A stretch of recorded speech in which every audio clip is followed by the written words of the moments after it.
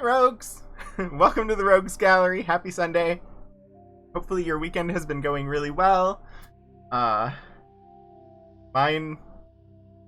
been okay. It's getting warm again here. It's 85 outside right now, I think, which is just too hot. Hi, Garlic. How are you?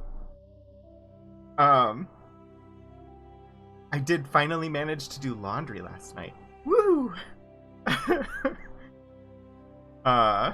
It had been waiting a while, so they were renovating our laundry room at our apartment complex, and I went in and it's like, ooh, shiny. Nice new machines. It was really nice. Oh, Ultima streams are on Saturday, Garlic, but I'm glad you showed up to say hi. Yeah, today is Mass Effect. But yeah, yesterday we did, how many hours? 3 hours of Ultima 3, and made some good progress. I finally went through the Whirlpool. I'm not sure where we're at in this game. I think we just got Liara in this game. Yeah. My whole schedule is confused at the moment because I'm supposed to play D&D on Saturdays, but we're playing today, and so my brain insists that today is Saturday. But it's not Saturday. So, anyway, yeah. I'm gonna fire up the game and we'll see where we're at.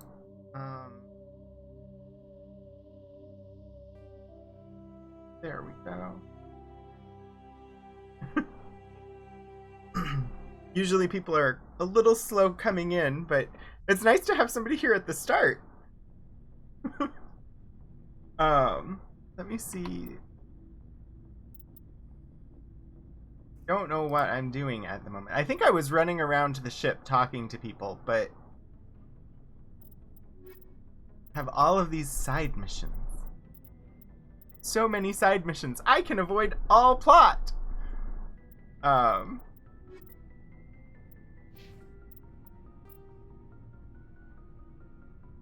New codex entry.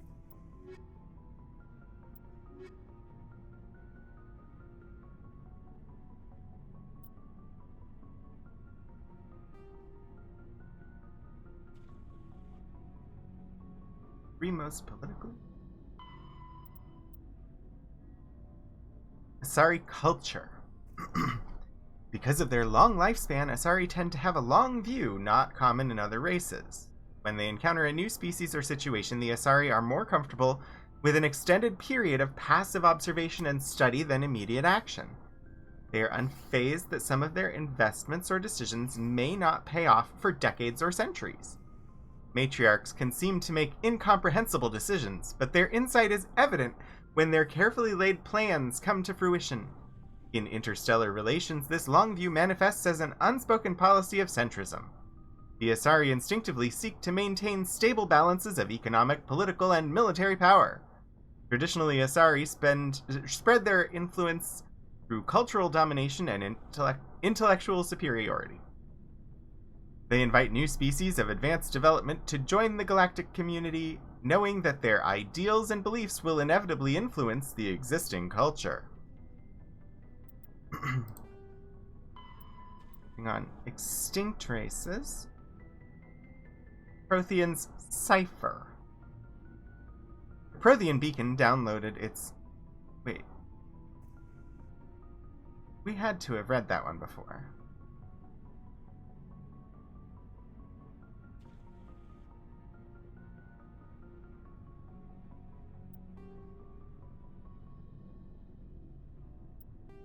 I don't know which one is new.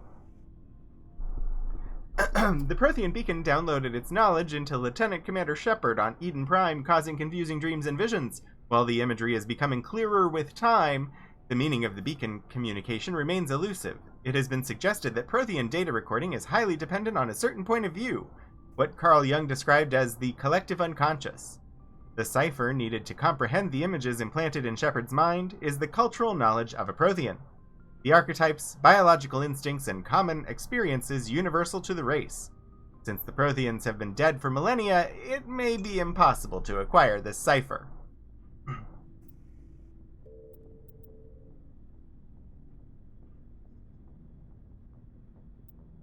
Planets and locations?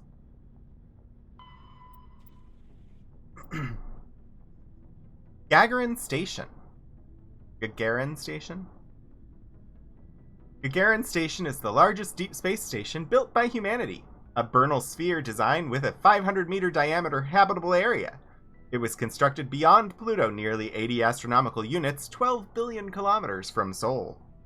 Moving crew and materials to this location bankrupted most of the backers. Gagarin was placed at the inner edge of the heliopause, the point at which the solar wind can no longer push back the interstellar medium. It was built to test a number of faster-than-light drive principles that theoretically could only occur in interstellar space. The station was nicknamed Jump Zero, as it was intended to be the jumping-off point for humanity's expansion into the galaxy. Shortly after the station was completed, the Prothean ruins were discovered on Mars, rendering the entire effort moot. After struggling to make a profit for a decade, Gagarin was sold to the Systems Alliance in 2159 for a fraction of its construction costs. The Alliance refurbished it as a research and training center for the recently discovered biotic phenomenon. In 2169, the Biotic Acclimation and Training Program was shut down, and Gagarin became a general research facility. Its remote location and intentional isolation from the extranet makes it popular for dangerous research, particularly in the field of artificial intelligence. Humanity's first stable AI, the Alliance-sponsored ELIZA, achieved sapience at Gagarin in 2172. Today, Gagarin Station has a permanent population of approximately 9,000. A plan has been proposed to move it to the gravitationally stable Barycenter point between Pluto and the Charon Relay, allowing it to serve as a gateway facility between the Sol and Arcturus systems. The high cost of safely moving its mass has delayed this indefinitely. Ships and vehicles.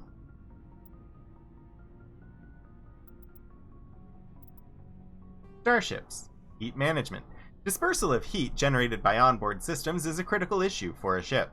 If it cannot deal with the heat, the crew may be cooked within the hull. Radiation is the only way to shed heat in a vacuum. Civilian vessels utilize large, fragile radiator panels that are impossible to armor. Warships use diffuse radiator arrays, DRA, ceramic strips along the exterior of the armored hull. These make the ship appear striped to thermographic sensors. Since the arrangement of the strips depends on the internal configuration of the ship, the patterns for each vessel are unique and striking. On older ships, the DRA strips could become red or white hot. Dubbed tiger stripes or war paint by humans, the glowing DRA had a psychological impact on pirates and irregular forces.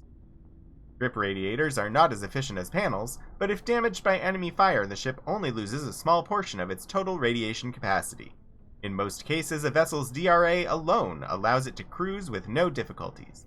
Operations deep within a solar system can cause problems.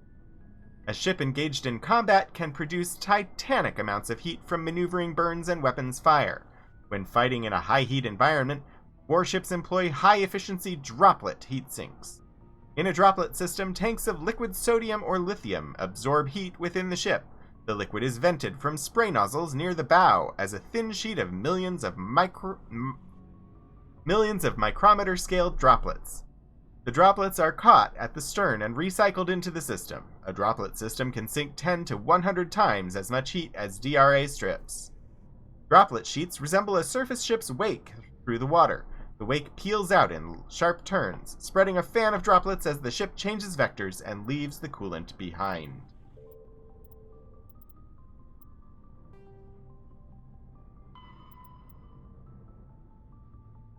I think we already read the one on biotic amps, but we have a new one here on biotic training. Biotic implants and amplifiers only provide the potential to create coherent mass effect fields. Whether biotics can actually do so is largely determined by their training. Biotics must develop Biotics must develop conscious control over their nervous systems, sending specific electrical impulses to the element 0 nodules embedded in their nerves. They are taught to use their implants and amps with biofeedback devices and physical mnemonics. Specific gestures or muscle movements fire the proper sequence of nerves to activate a certain skill. Phonetics Industries pioneered biotic training with the Biotic Acclimation and Temperance Training Program. Although BAT did not achieve the desired results, many techniques taught are still used today.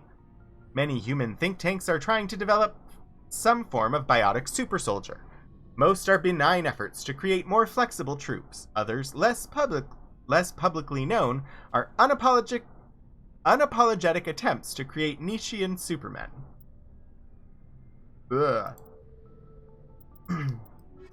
I don't know why I was tripping over my tongue at the end there, but looks like we have a primary one. Space combat. Dominates space combat. The primary objective is to align the mass accelerator along the bow with the opposing vessel's broadside.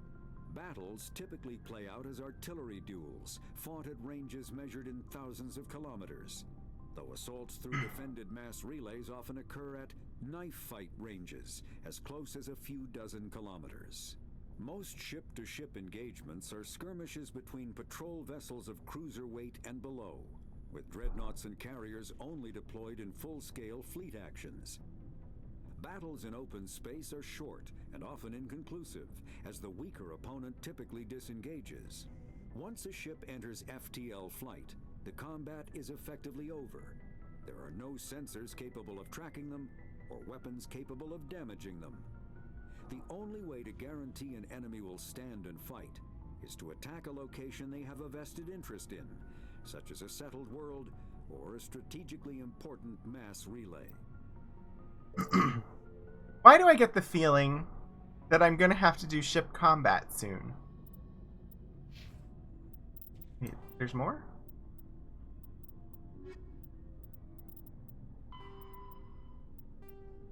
Space combat. Combat endurance.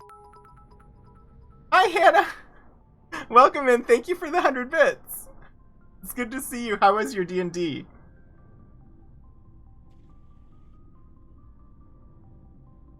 Heat limits the length and intensity of ship-to-ship combat. Starships generate enormous heat when they fire energy weapons, perform maneuvering burns, and run onboard combat electronics. In combat, warships produce heat more quickly than they can disperse it. As heat builds within a vessel, the crewed spaces become increasingly uncomfortable. Before the heat reaches lethal levels, a ship must win or retreat by entering FTL. After an FTL run, the ship halts, shuts down non-essential systems, and activates the heat radiation gear. Combat endurance varies by ship design, and by the battle's location. Battles in the deep cold of interstellar space can go on for some time. Engagements close to a star are brief. Since habitable worlds are usually close to a star, battles over them are frantic.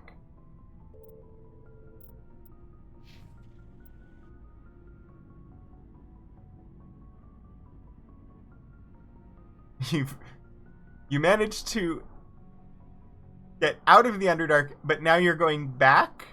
I hope there's some good reason to go back into the Underdark. Generally not the most hospitable area.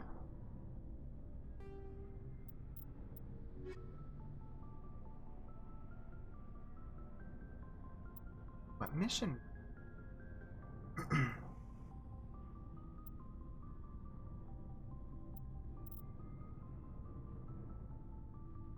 There's a lot of these UNC things.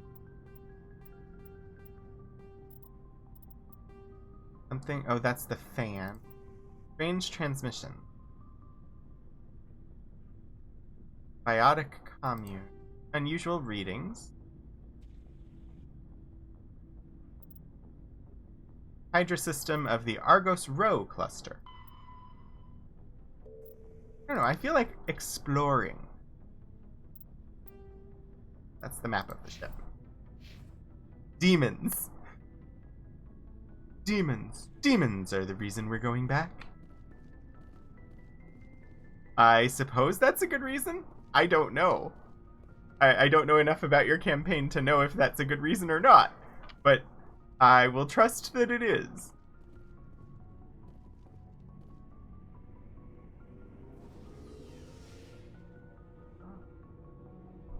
I want elevator music.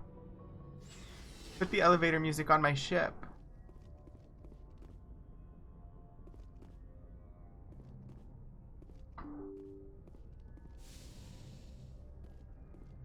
Let's take a look at the map here. I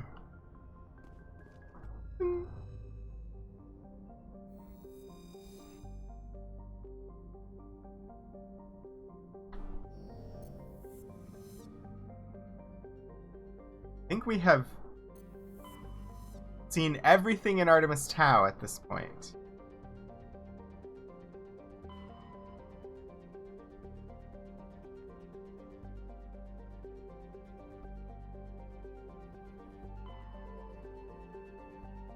Exodus. Varia. Hades Gamma. I think that was mentioned in one of the things. Gemini Sigma. Argos Rho. We're heading to Hades Gamma. Like, there are 2 systems here. Look at this pretty nebula. Nice and green and red. If demons break through in the Underdark, it's only a matter of time before they make it to the overworld. I mean, that makes sense. My D&D game, we're nearing the end of our campaign, and I think we're to the point now where we have to deal with one... Commander, urgent message from Alliance Command coming in. I'll patch it through. Shepard, this is Admiral Hackett from Alliance Command. We've got a situation here, and you're the only one that can handle it. We have to deal with an existential threat. Just one more outstanding, potentially God-killing threat. Got a situation here. You're the only one who can handle it. How can I help? What do you need, Admiral?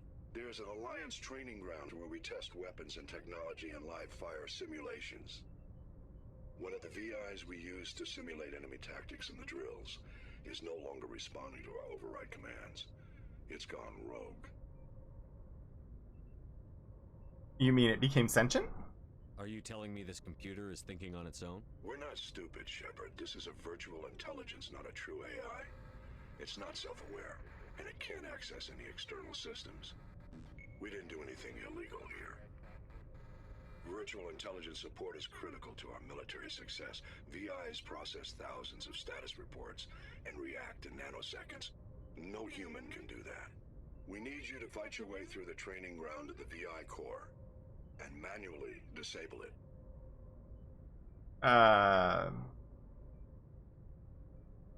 That sounds rather difficult. Can't you disable it remotely? Our fail-safes aren't responding. The VI operates on a closed network. It can't affect any external systems, but we don't have any direct access to its processes. We could bomb it from orbit, but the damage to the facility would be catastrophic. We'd prefer to have someone shut down the core. Someone like you. I know Spectres answer the Council, but you're still human. You're still part of the Alliance military, and right now we need you. The VI controls all the facility's weapons, drones, and automated defenses. You're the only one that can pull this off, Shepard. Good luck. Okay. I want to know why the Admiral's voice was distorted, and I don't like that he tried to, like, appeal to me on the, hey, you're human, you should come help us humans, aspect of it. That just, no. We're a galaxy together, and we should be working together and support each other, and anyway. Today is snuggling with kittens. That sounds like a good day. Today for me is trying to stay as cool as possible in this room as it heats up, because it is now afternoon. It is 85 degrees outside and humid, and I have the afternoon sun with my streaming setup. So it's going to get warm in here. It is currently 76.6 degrees Fahrenheit in here, which 24.8 degrees Celsius. I have a fan. It's currently on its lowest setting. It'll probably increase before I'm done with the stream. And this is the same room where I will be doing D&D from later. So. Ageko. During the initial survey of the Antaeus system, only a single flyby probe was spared for the small, scorched world of Ageko. It revealed a planet unusually rich in heavier elements given its size. Ageko is a standard terrestrial with a thin atmosphere of krypton and xenon. Its crust is mainly composed of magnesium with deposits of cobalt and other heavy metals. Due to extremely rough, cratered terrain, starships are discouraged from landing. I feel like I've heard that name before. Have we been here before? I don't know that there's any way for me to tell. Edmos. Edmos is a standard hydrogen-helium gas giant with traces of methane in its atmosphere.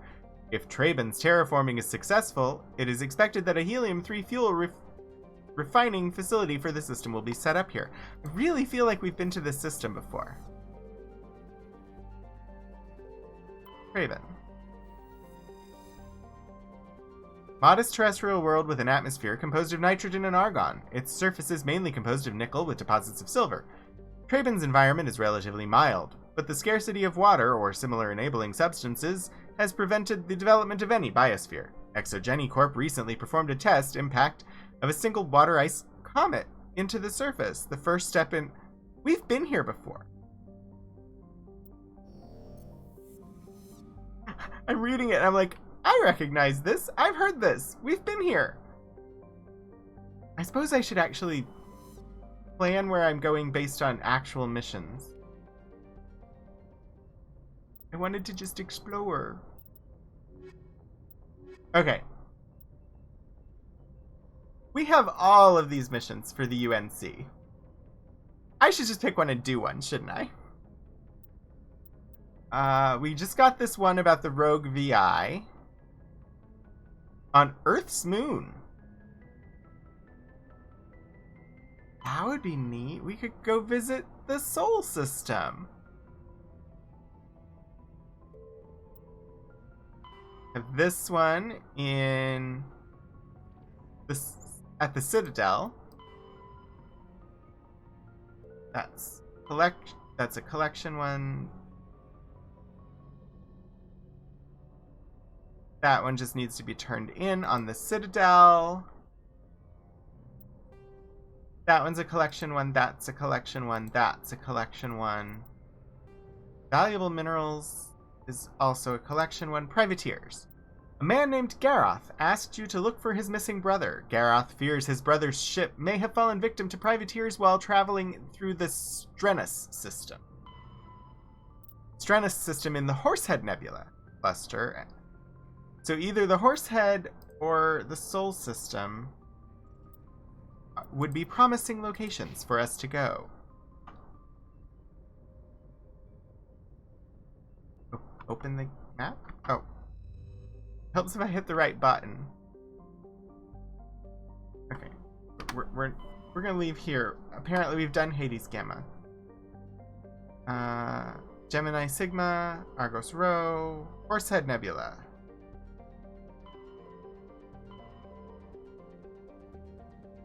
And the Sol system is here, so one of these two would be good destinations. I think we've already looked at the Exodus. Yeah, we've already looked at the Exodus cluster.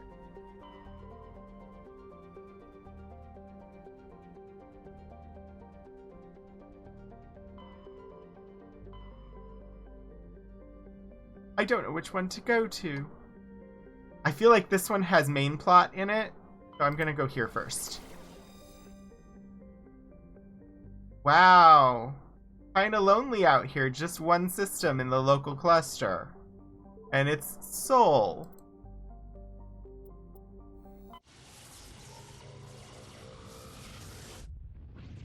Boom.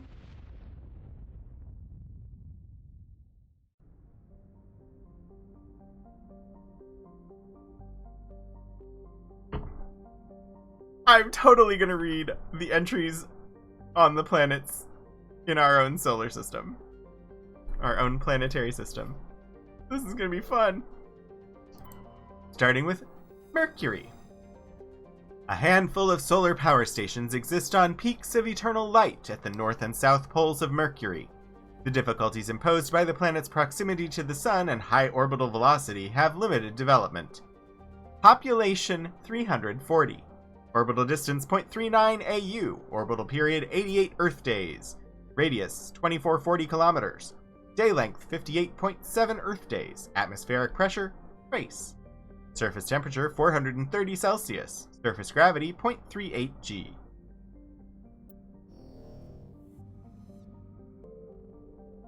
Venus. With its molten temperature sulfuric acid clouds and crushing carbon dioxide atmosphere, Venus has only a handful of aerostat research outposts. Population 800. Orbital distance 72 AU. Or 0.72 AU. 72 AU would be a long way out. Orbital period 224.7 Earth days. Radius 6,052 kilometers. Day length 243 Earth days. Atmospheric pressure 90 Earth atmospheres. Surface temperature 465 Celsius. Surface gravity 0.88 G. Earth. Una. Earth. For detailed information, please refer to the Standard Issue Alliance Galactic Codex. Earth orbit is riddled with debris generated by bootstrap space development. Use of kinetic barriers is recommended at altitudes over 85 kilometers. Population, surface, 11.4 billion. Population L4 and L5 stations, 250,000. Orbital distance, 1 AU. Orbital period, 1 Earth years. Radius, 6,378 kilometers. Day length, 23.9 Earth hours. Atmospheric pressure, 1 Earth atmospheres. Surface temperature, 23 Celsius. Well, we know that's variable. We know the mission is on the moon, so we will skip Luna for now. Like the next is going to be Mars. Once considered a prospect for terraforming and colonization, the discovery of faster-than-light travel turned Mars into a quiet backwater. Its southern pole is a historical preserve centered on the Prothean ruins found there. Immigration and development are restricted as the search for Prothean artifacts continues. Colony founded 2103. Population 3.4 million. Capital, Lowell City. Orbital distance 1.52 AU. Orbital period 1.88 Earth years. Radius 3,402 kilometers. Day length 24.6 Earth hours. Atmospheric pressure 0.06 Earth atmospheres. Surface temperature minus 138 Celsius. Surface gravity 0.38 G.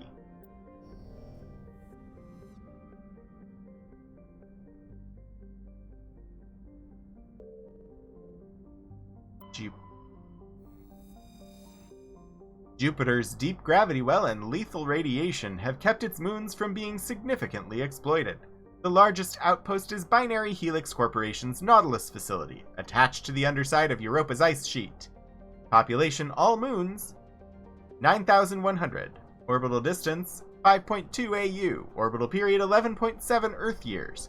Radius, 71,492 kilometers. Day length, 9.93 Earth hours.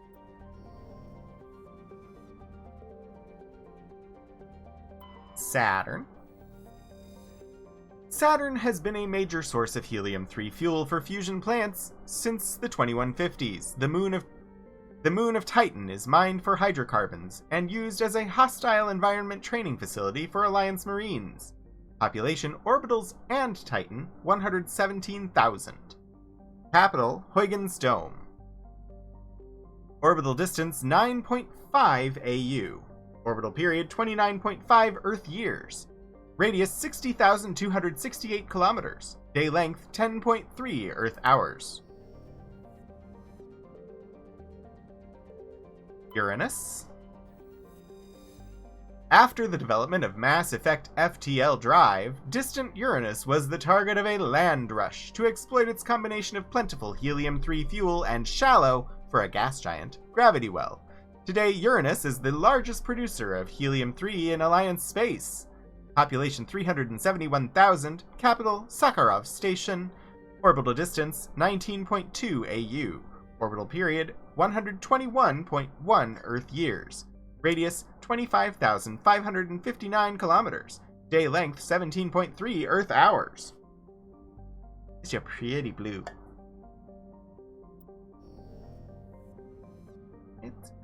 Here we have Neptune. Ooh, that's an even prettier blue. Though Neptune, like Uranus, has plentiful helium, its remoteness made it an unpromising target for mining before development of Mass Effect Drive. With Uranus cheaper to exploit, it has never seen extensive development. The only permanent human presence is a small research facility on Triton. Population, Triton, 70. Orbital distance, 29.1 AU. Orbital period, 164.8 Earth years. Radius, 24,764 kilometers. Day length, 16.1 Earth hours. This is the first time that we've been to one of the home systems of one of, like, the Alliance races. I wonder if all of the others have population spread out to the entire system. Pluto is one of Sol's numerous ice dwarf worlds. It is mainly of note for being the gravitational anchor for the Prothean mass relay to Arcturus. Pluto and the Charon relay, formerly encased in ice and considered a moon, orbit each other. Pluto's orbit was circularized in 2157 as a side effect of the Charon mass relay recovery operations. Population, gateway stations, 9,300. Orbital distance, 39.5 AU. Orbital period, 247.7 Earth years. Radius, 11.51 kilometers. Day length, 9.4 Earth hours. Atmospheric pressure, trace. Surface temperature, minus 229 Celsius. Surface gravity, 0.06 G. So, that just leaves Little Luna. An early source of helium-3, Luna is now mined for materials used in space habitat construction. 24 major stations have been constructed at Earth's L4 and L5 Lagrange points, all from lunar resources. Colony founded 2069. Population 4.1 million. Capital Armstrong. Orbital distance 384,403 kilometers from Earth. Orbital period 27.3 Earth days. Radius 1,737 kilometers. Day length 27.3 Earth days. Atmospheric pressure trace. Surface temperature minus 53 Celsius. Let's land on the moon.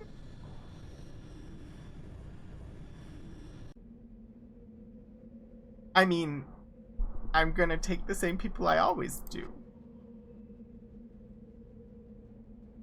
We did just get Liara, but I'm gonna take... Nope, I'm taking Caden and Tali. At some point in time, I will need to, like, kit out the others, but so far these are the two that have equipment and skills.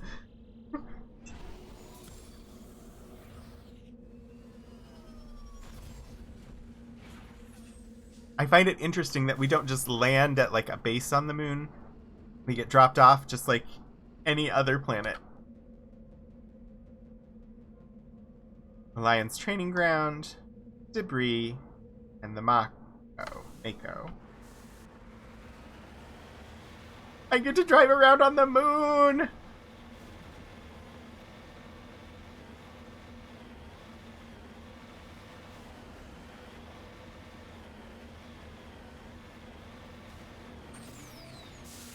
I'm looking to see if there might be random things on the moon.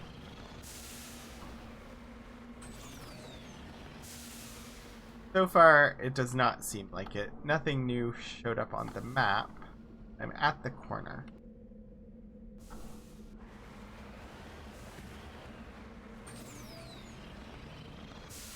It won't let me go up higher.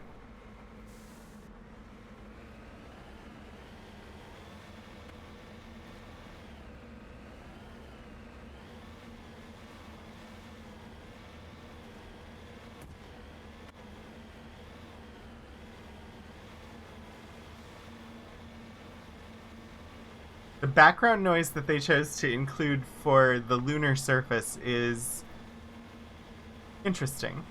Hey, look! I can see North America.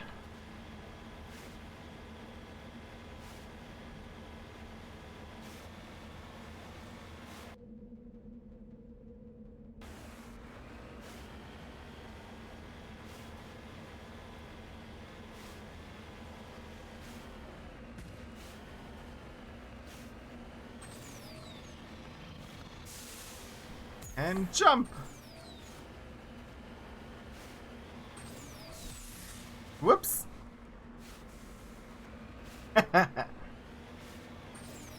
I love that I'm able to just, like, jump around in this thing and it doesn't take damage, and...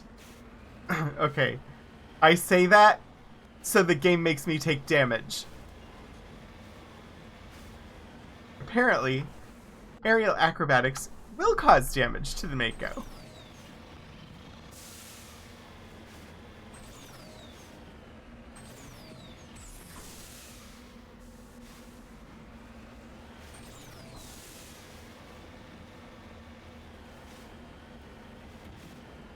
Scouting the edges, seeing if there's anything unique or interesting. Don't think they're gonna give me anything this time. To have the training ground and the debris.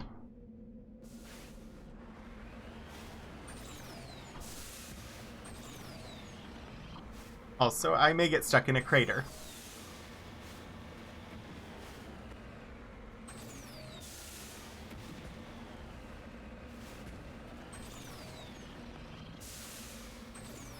Come on. You can make it. I know you can. Okay, we go sideways then. Up the crater wall! Up the wall! Yay! Okay. All of the other surfaces we've been on so far have been much easier to navigate. Ah!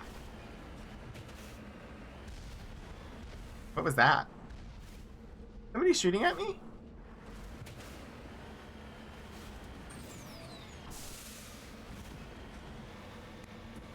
Only superficial damage. Hi, Geek Outs! How are you?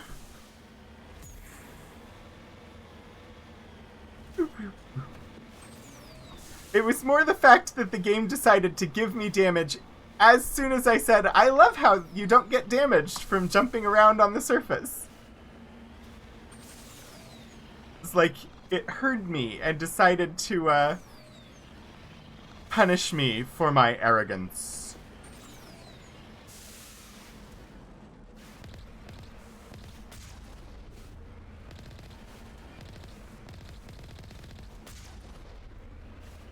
Okay, my aim is bad.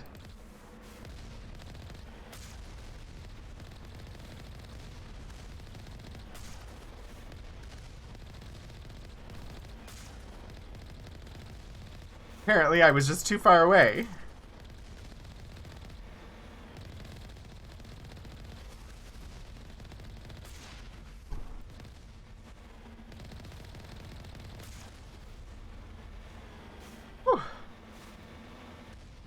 This morning I was playing a different game, running around shooting things. I was playing some MechWarrior 5 this morning, and this is much easier. Still don't want to go for the actual outpost yet. I have to investigate the debris. So far, so good, Geek Outs.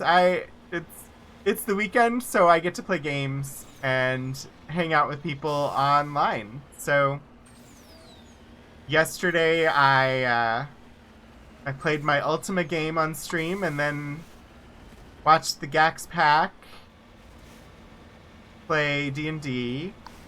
And then this morning I played Mech Warrior, and then I'm streaming this, and then I have my own D&D game tonight.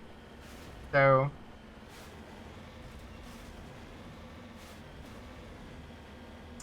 yeah. I do believe that that is a significant difference. This is the first time I've... Turn back, Commander. You're going beyond the range of the operational area. I hear you, Joker. It's the first time that I've played Mech Warrior. I had the game, but I hadn't really played it, so I played for a couple hours this morning, and it's similar, but different to the BattleTech game that I've been playing on Mondays on stream,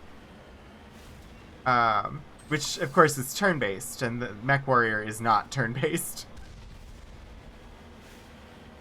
But it was still a lot of fun, so...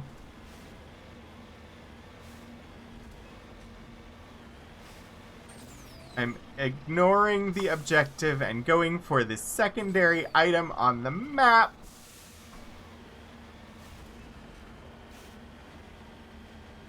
Alright, Debris, where are ya? There it is. It looks so big on the map, and it's just this tiny little thing here. Hello, Debris. Heading to position.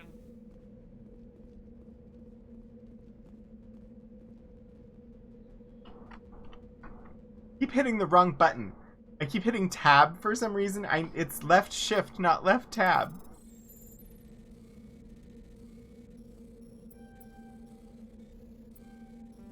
I do not like these little mini games at all. Shoot. Let's try that again.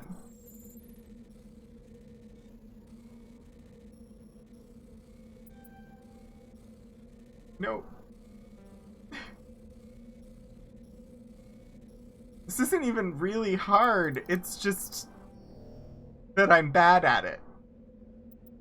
I'm not using Omnigel. I'm gonna get this. Okay.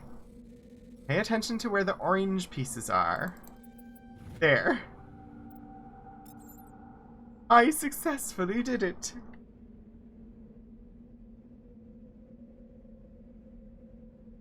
Alright.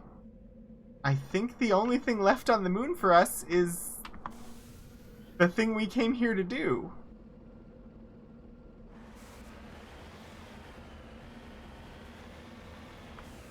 The right direction? No, it's not. That direction. Up on that ridge.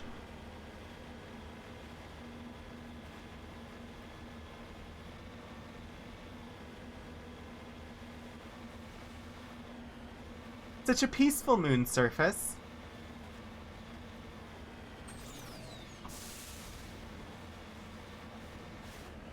Up, up, up the hill. Go up the hill.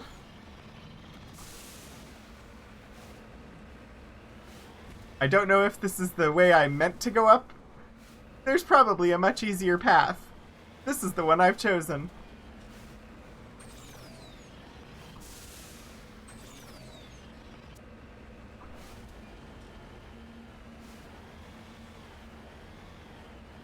Okay. That is the target.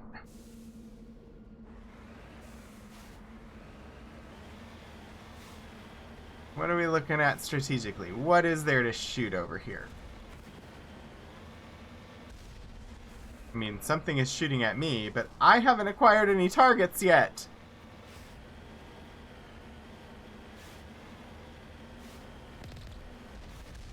Oh. Lots of turrets.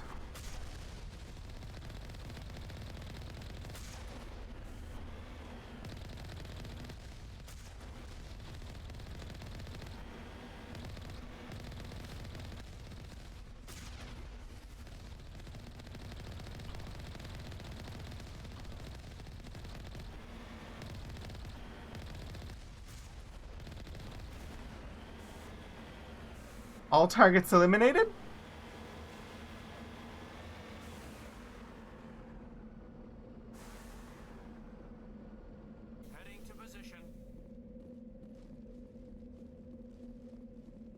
I believe this green button over here may be our destination point.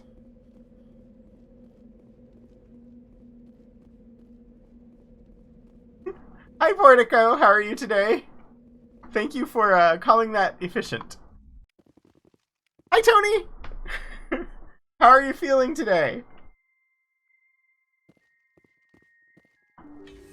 I should probably have my weapons out.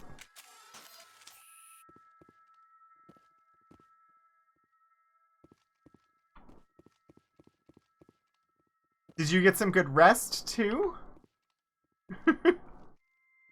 Also, congrats on getting a shower. Okay. I need to do this and not fuck it up.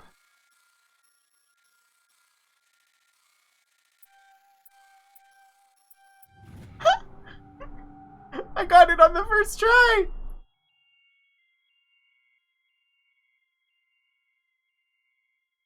Oh, jeez, Tony.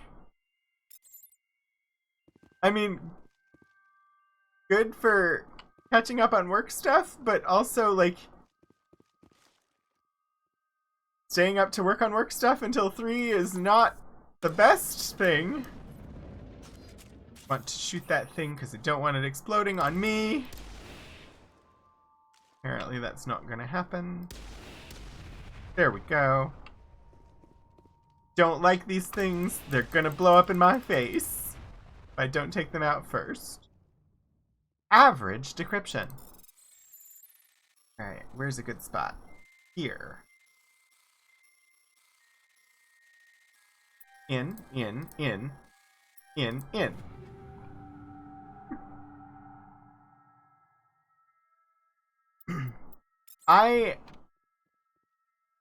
It's not for lack of feeling well, but I tend to be much more productive after like 10 p.m. Like 10 to 2 are my most productive hours, which doesn't help with work.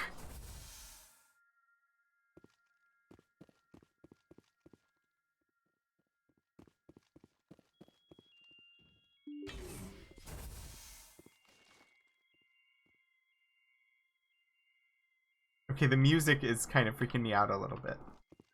Just this tiny little tingly bells. I'm like, it's kind of creepy, and I am sure they intend for it to be so. Aha.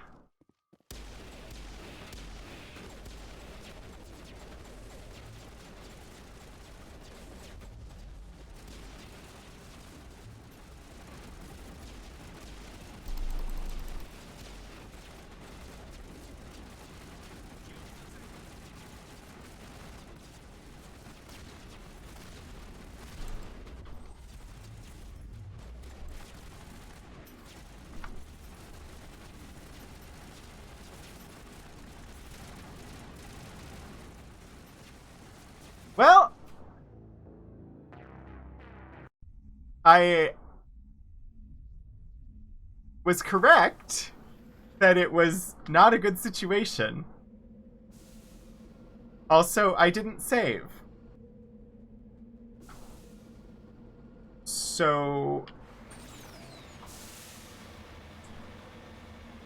let's go retrieve this salvage again. And fight the little cannon things on the surface.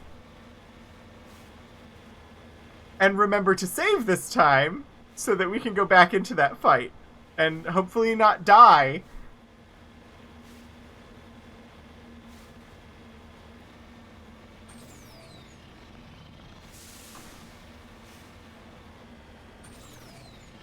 Like, the creepy music told me, and I knew I was going to be in for a fight, but also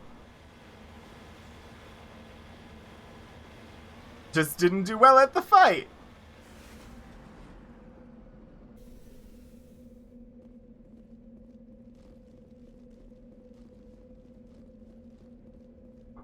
Nope.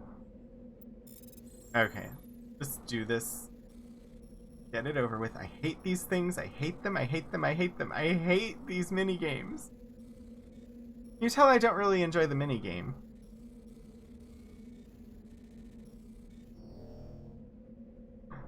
I was waiting. I'm just gonna bypass it.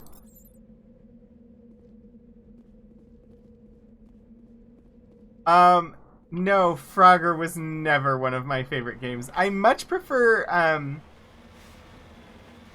so, when I played Andromeda, I much preferred the Sudoku-style minigame that was in Andromeda.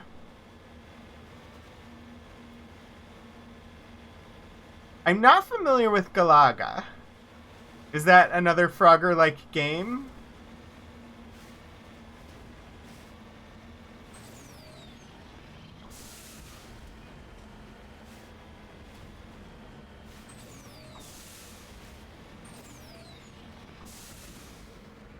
Come on. Mako, go up the hill. You can blame Eric for that. He got the Tiny Toon Adventures in my head. With, the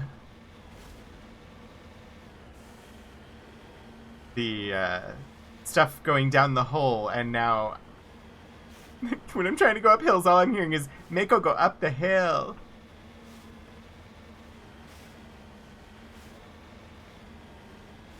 Okay. Yeah, that's one I never played.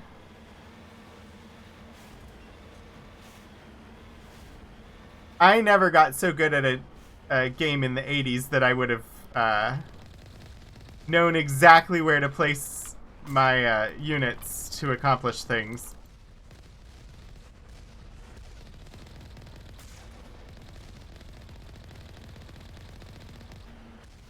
Alright, that's 4 of 6. Apparently the surface defenses is the easy part.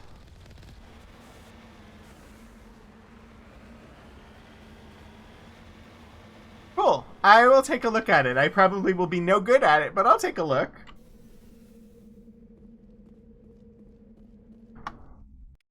Okay. We were fine here. No creepy music yet.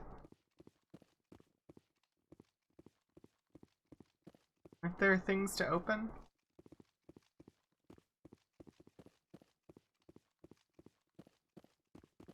Average decryption. The problem is that this isn't just Frogger, this is circular Frogger. Like Frogger, you advance forward, but you also just move left and right. When you make left and right go around a circle, it gets really confusing for, like, spatially for my, controls.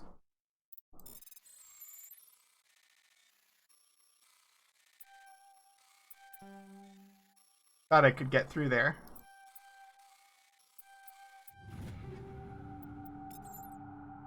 Okay. I should say...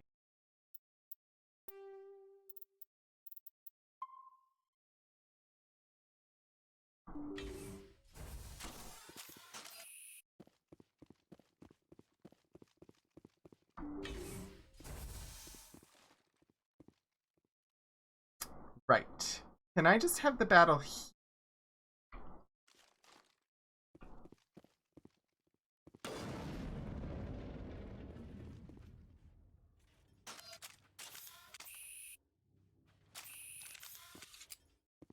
Ollie, you're in my way. Come on. Why can't I... Let me do things.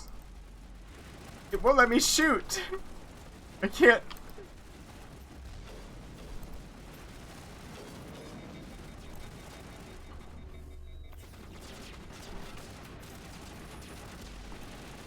So, not really going better. Shoot.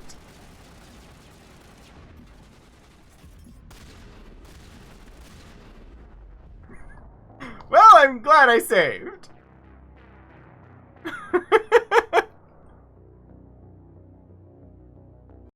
Oh yeah, if anybody's watching and wants to join the Discord, the link is there. Thank you, Tony, for sharing that. I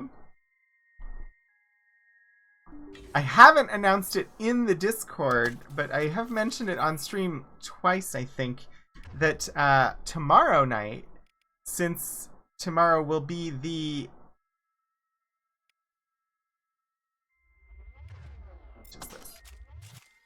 tomorrow is the last time, at least for a little while, that I will be playing BattleTech. I'm giving away a game key, a Steam key for BattleTech tomorrow on stream.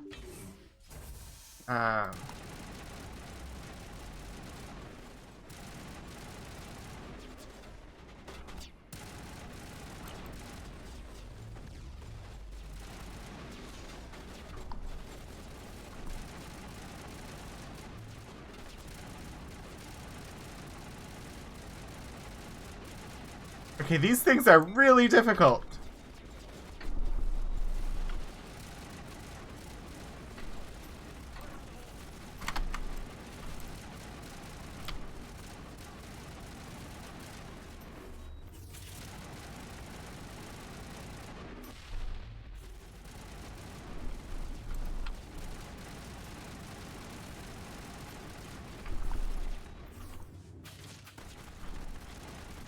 Done! Jeepers Criddly.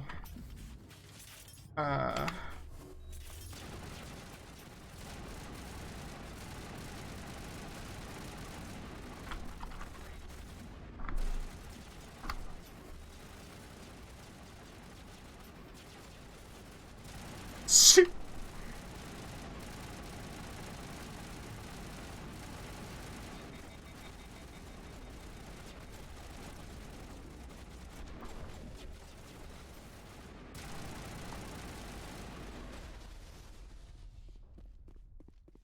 Did I survive?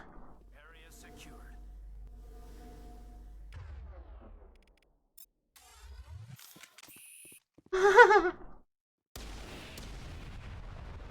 I don't know how I survived. That's the last of them.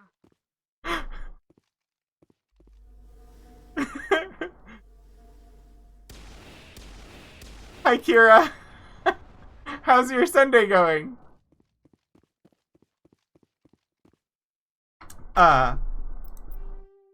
I was save again. That was not an easy fight. You haven't decided how your Sunday's going yet? We get to hunt down your family in D&D tonight.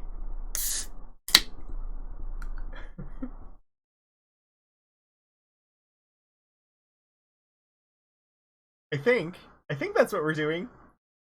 Honestly, it's been 2 weeks. I don't remember anything.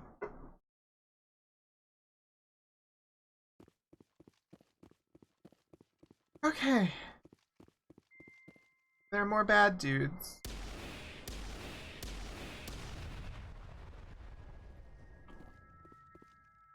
Now we have the creepy music again.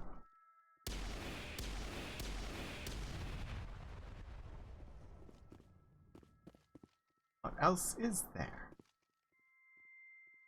Ooh, Cheetos! Philip's gonna go to the grocery store and I want munchies, but I didn't put any munchies on the wish list, on the grocery list.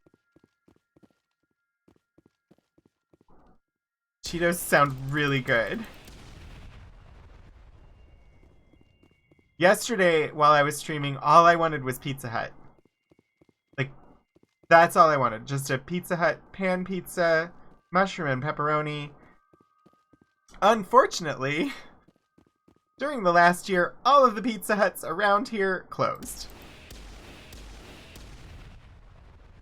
So I ended up with Little Caesars instead.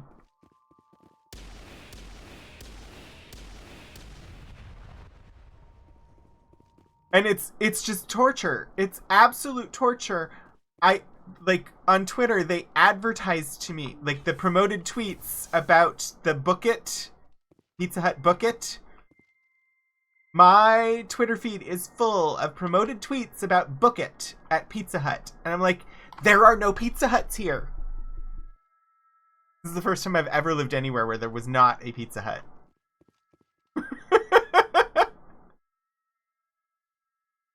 Oh, yeah, during in the dining hall, I guess. But yeah, the franchise that ran all the Pizza Huts in the area closed the Pizza Huts.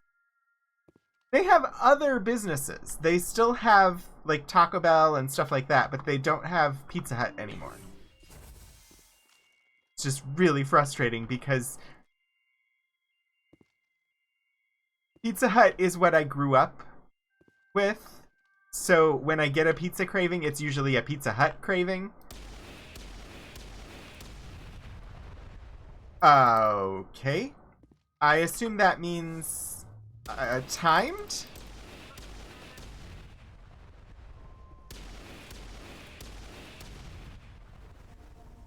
Yes. Toxic gas being vented into... I hope... I don't know.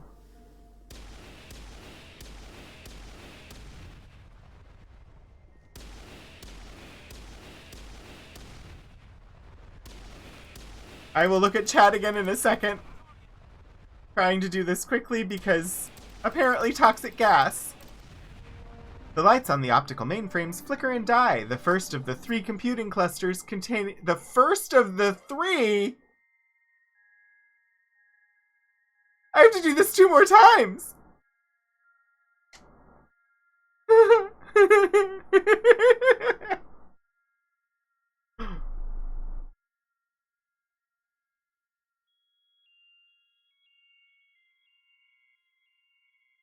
Portico, what do you mean you're trying to remember what happened to the Pizza Hut / Taco Bell? I mean, around here, they just closed all the Pizza Huts. But I don't know if you're referencing something else. Although, you know, Taco Bell wins the restaurant wars. So if I liked Taco Bell, I guess that would be a good thing.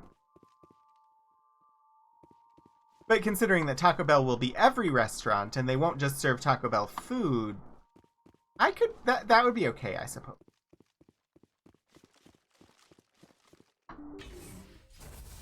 I'm assuming the green indicator on me is the... What is... I'm confused. I thought that was my health. Why has it been going down steadily? Was that because of the toxic gas? If I get into the Mako, will my health come back? Oh! Yeah, we had one too, and... now it's just a Taco Bell. It doesn't have the Pizza Hut part anymore.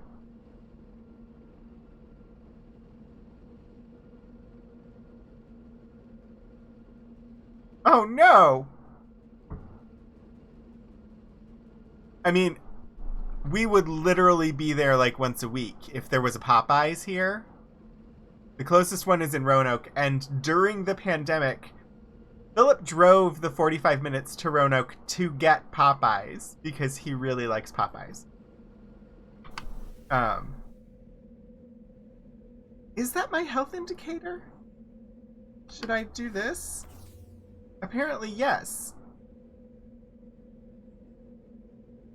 I have very much Metagel left.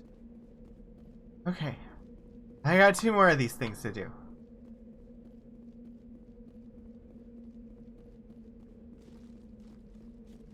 So, I grew up a couple blocks from a Popeyes, and I never had Popeyes before I moved in with Philip.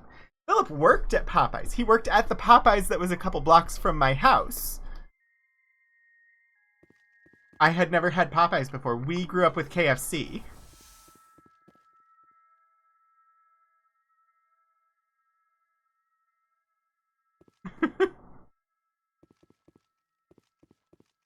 Please tell me there's Metagel in here. I just want more Metagel.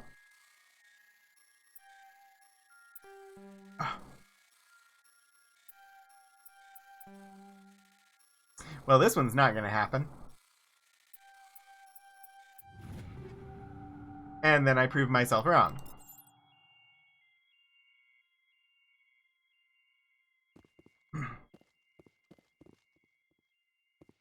Well, so we had Kentucky Fried Chicken because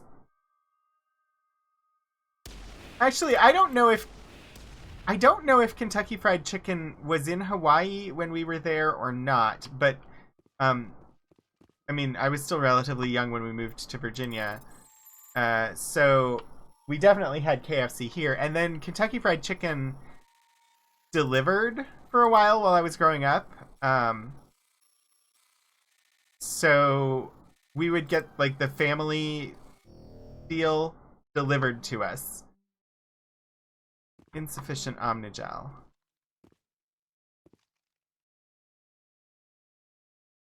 I don't know. I don't remember if we even had them in Hawaii. But so fried chicken growing up was either Kentucky Fried Chicken or it was Roy Rogers.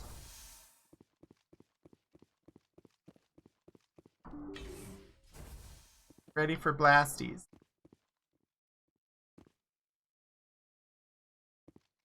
I know they're in here. I should have probably saved before opening that door, shouldn't I have?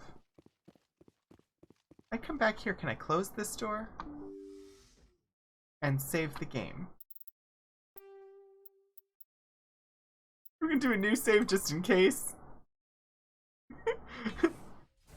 Yeah, Tony, save! You know that thing where... Salad. Yeah. So we had Kentucky Fried Chicken for dinner on Friday, because Friday is our eat out night. And hang on, just 1 second. I've decided that I have to put Cheetos on the shopping list because of Kira.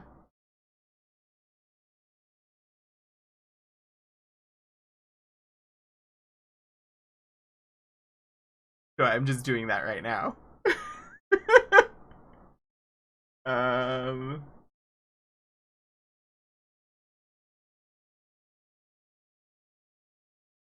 Add that to that list there. I'm also almost out of M&Ms. I'm putting those on the list too. Also, I don't want to die immediately, so I'm just waiting for a second before going through this door.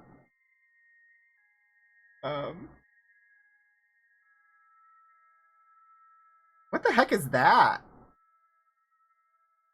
I will investigate later. I'm wasting enough time as it is. There. Okay, those should be on that list. Yeah. So I get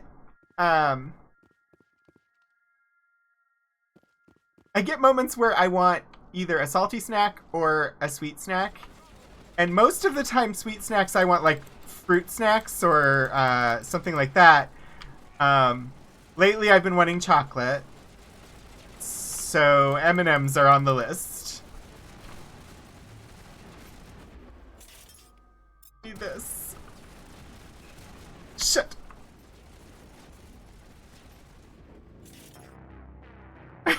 Yes, Kira, you came back to talk of M&Ms. So half the time what I want is Pirate's Booty. But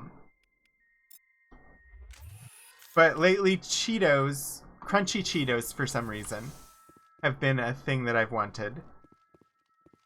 And then the M&Ms. It's either M&Ms or Starburst usually.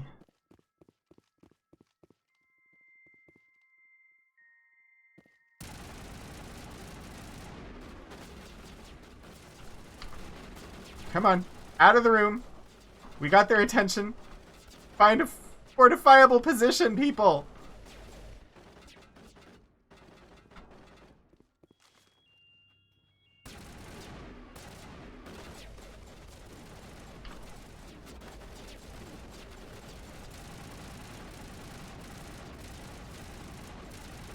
Make them come to you while you stay undercover. Isn't that how this is supposed to work?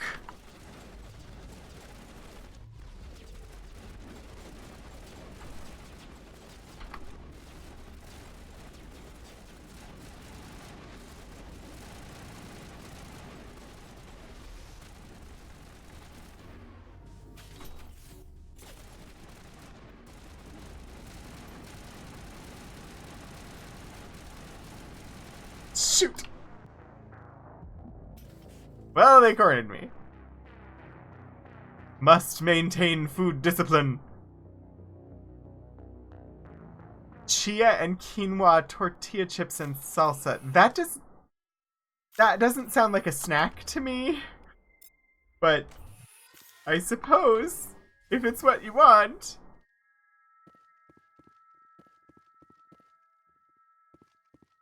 And see, Twizzlers are much better than Starburst or M&Ms.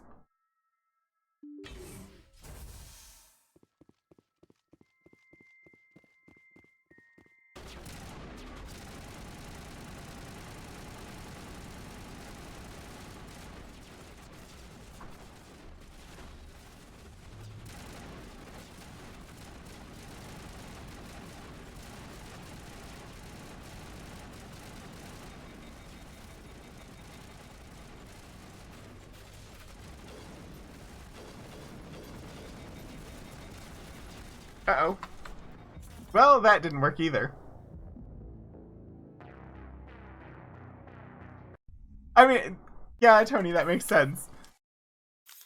I think, Philip decided to go with, almond butter instead of peanut butter. And discovered that the, organic almond butter isn't that good compared to commercial peanut butter.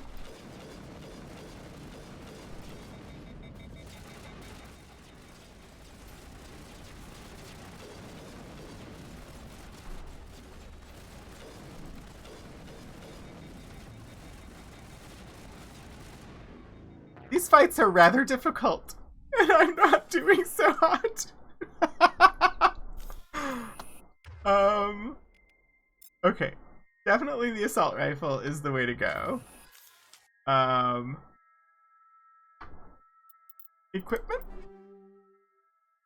Well, let's take all of those.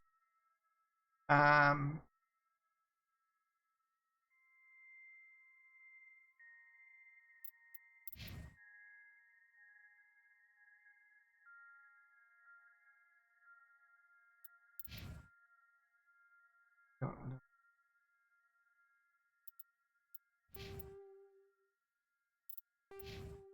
Other than toggle my freaking helmet, it won't let me take my helmet off.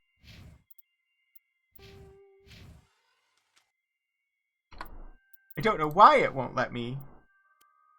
It's supposed to let you not show the helmet. What good is my purple hair if you can't see it?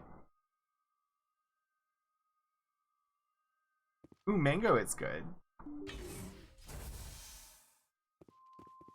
Oh, did your soda stream come? I would like to try something it makes at some point. We had been looking at a soda stream and then I never got it because I wasn't sure I would like it. I don't tend to like seltzer water.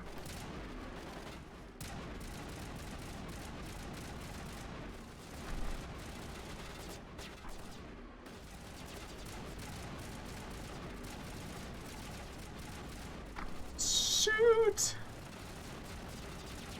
The only way that I survived the last one was because I had plenty of Metagel.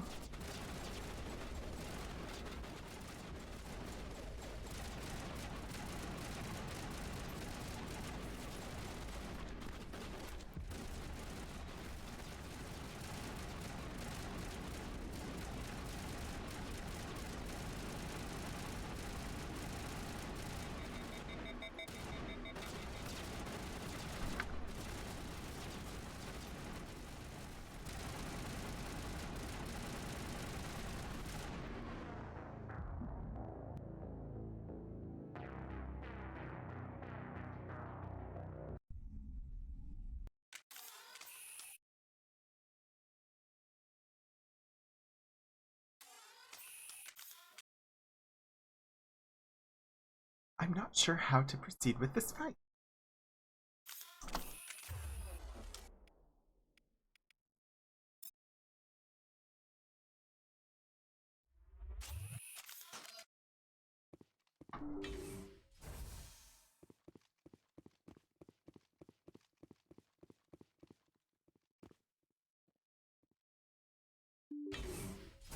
Yeah, so Kira, I would like to try what it makes at some point.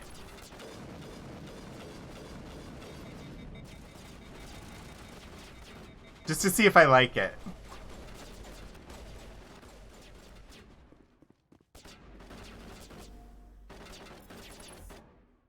I actually went through most of the last year without caffeine, so caffeine's not a big issue for me, but soda is a thing.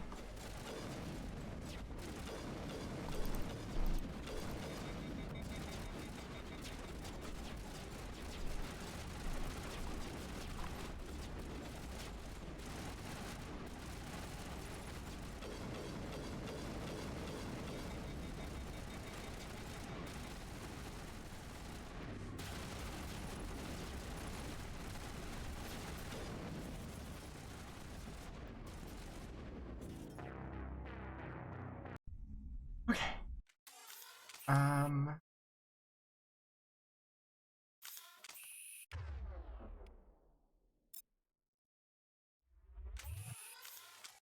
Am I just not, like, equipped enough for this? Is there some strategy I'm missing? Don't know. I hate that I have to go all the way into the room to draw them out.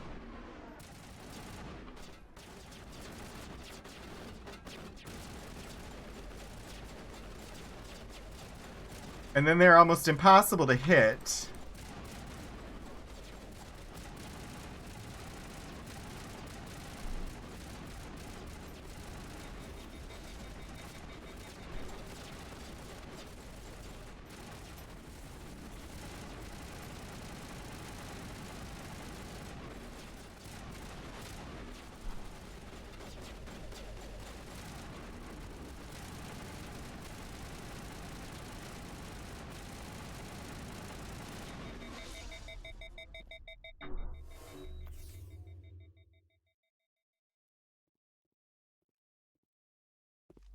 I haven't gotten them all yet, but I'm doing better.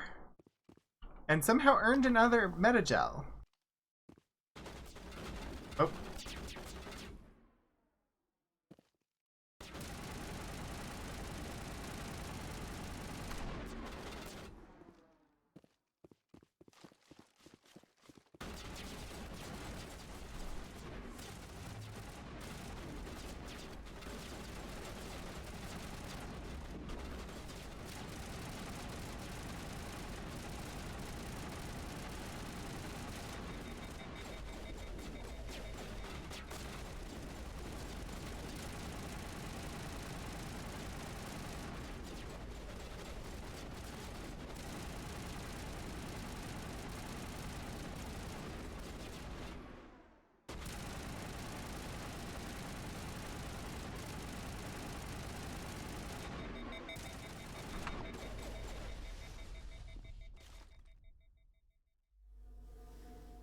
I have no idea how I did that.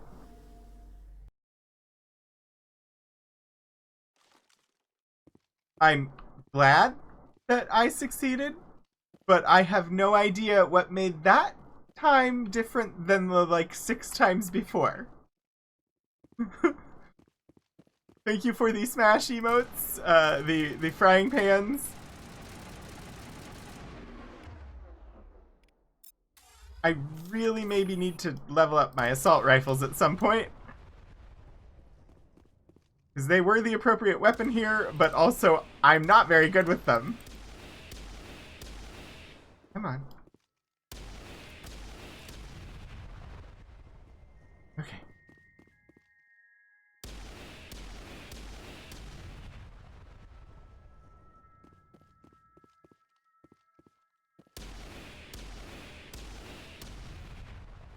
Now the power junctions.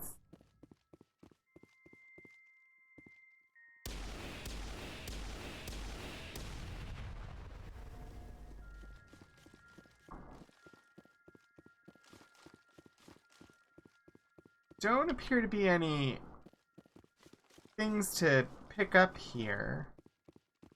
Do I have any Omnigel to try and get that thing? I could have Omnigel.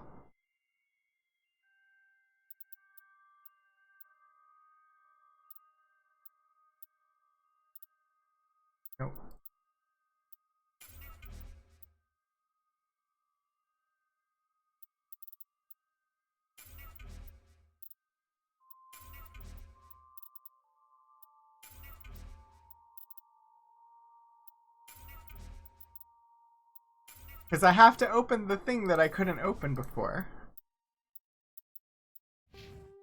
Maybe that will give me enough Omnigel to do so? It was back here.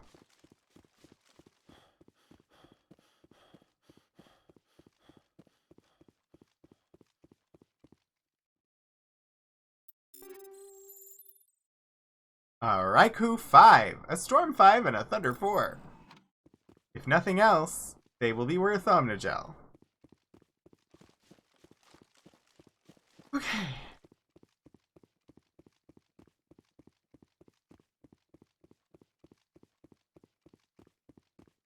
This is definitely the hardest mission I've been on so far as level of enemies that I'm fighting.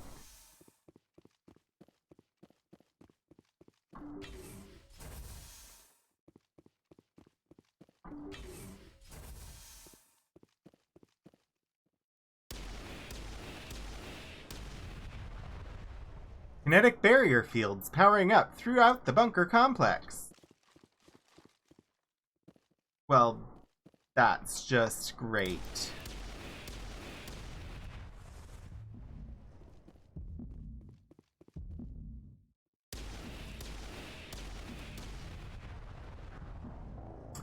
I now see what my error was there.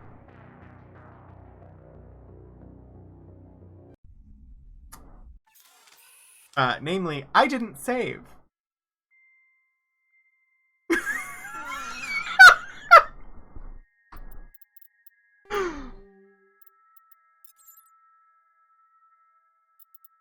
It's okay. You know, I did it once. I know it can be done.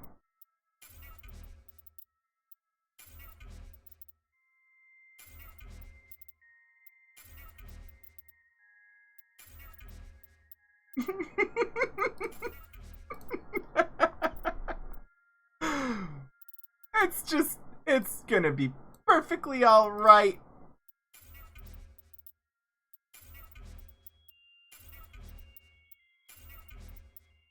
Okay, there was a...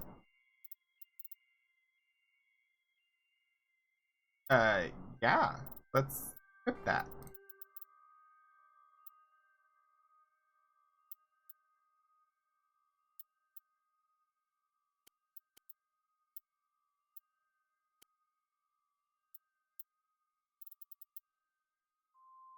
Right.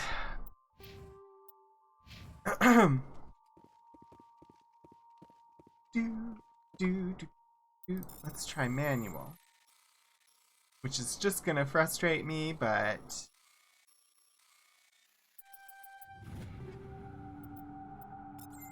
apparently not. Okay.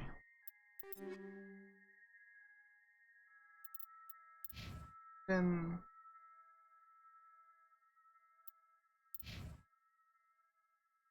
I'm only looking at assault rifles at the moment.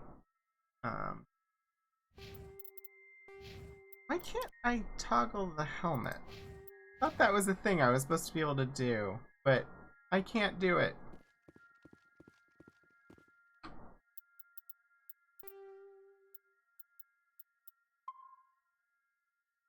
And this was the point where Rogan went renegade. Renegade. The story. Or the Rogan story of chaos. I'm just gonna start shooting everything. It doesn't matter anymore whether you're on my side, I'm just gonna shoot ya.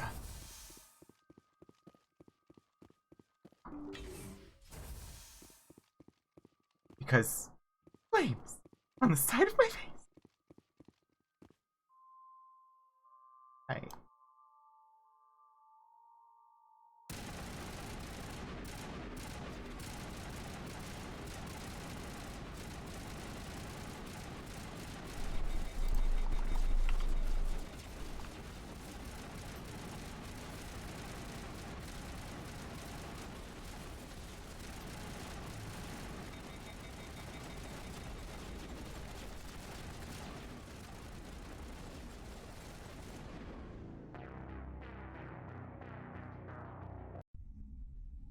I wasn't doing too terribly. I just didn't hit the V button in time.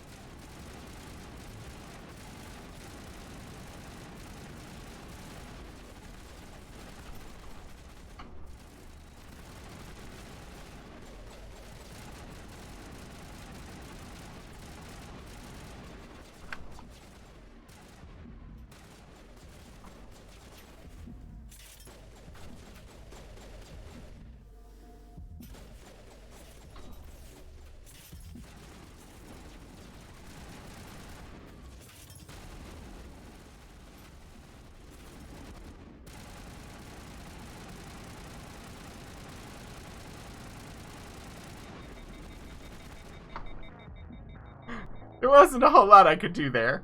But yeah, I know that she won't. Okay. Thank you, Geek Outs. I just, so in Andromeda, you could just turn off the helmet entirely. Like, I knew Tali wouldn't, but, I mean, it doesn't even matter. It's a silly cosmetic thing, and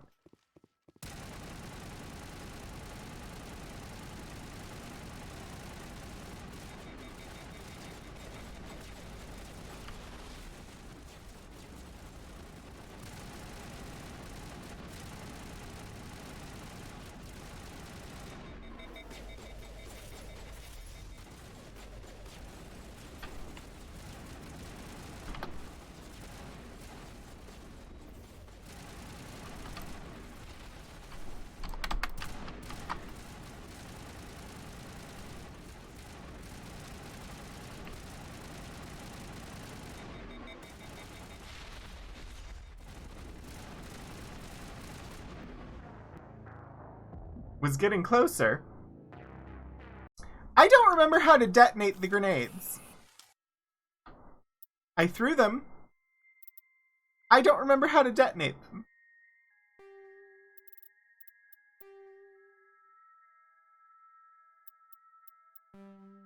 Key binding.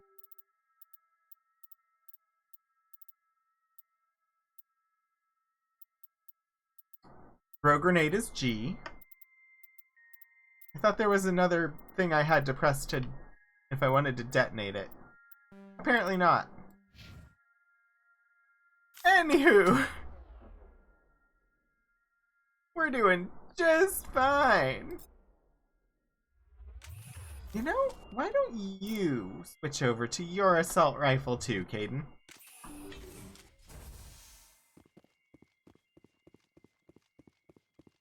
It's frying pan time, you damn dirty animals. I mean, they're actually quite efficient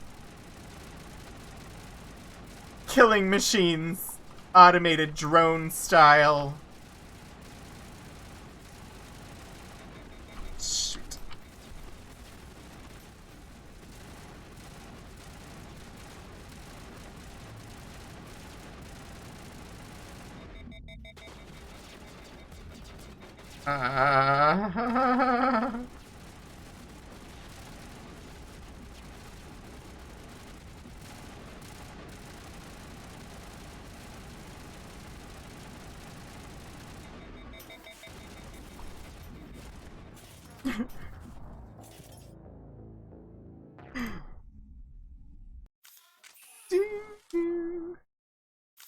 We're doing just fine.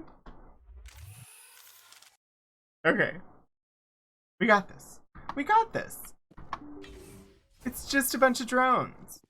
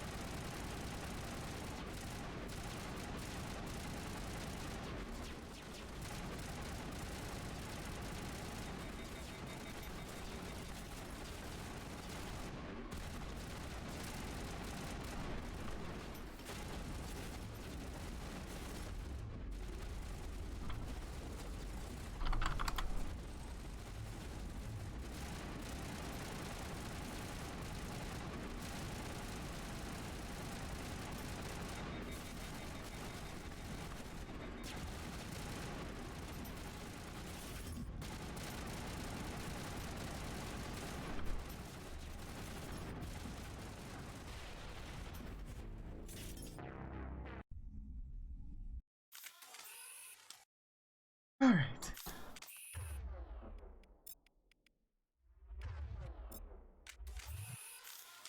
This time I'm just gonna save for that one slight change so I don't ever have to do it again. Hopefully I don't have to worry about that, but, you know, I have done it now.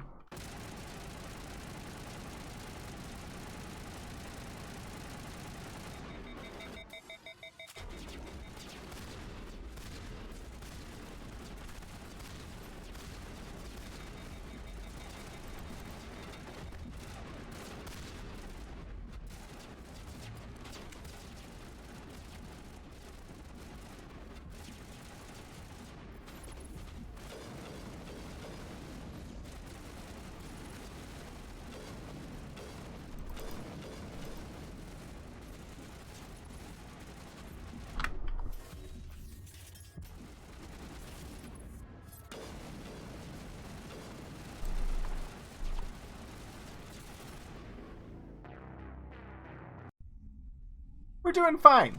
Absolutely, totally fine. No worries, no problems. We're just, you know, trying out different strategies.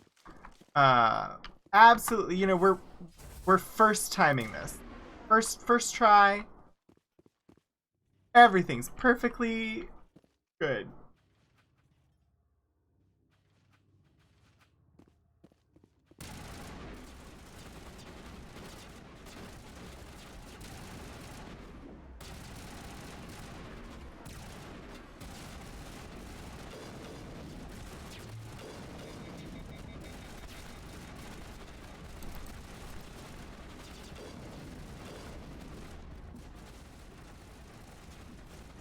I like the sniper rifle. It does good damage and has good control. It's just not working.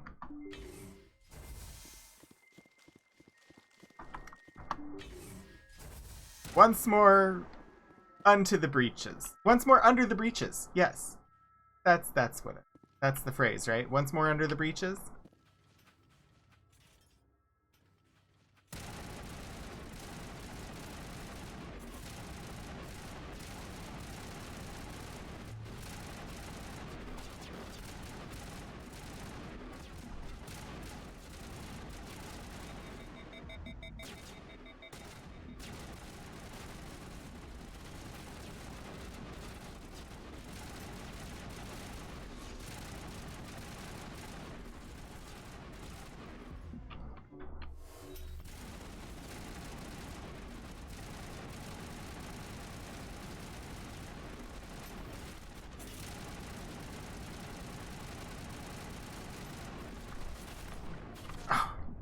Darn it. I was doing better that time. I should have used the Metagel. I was resistant to using the Metagel.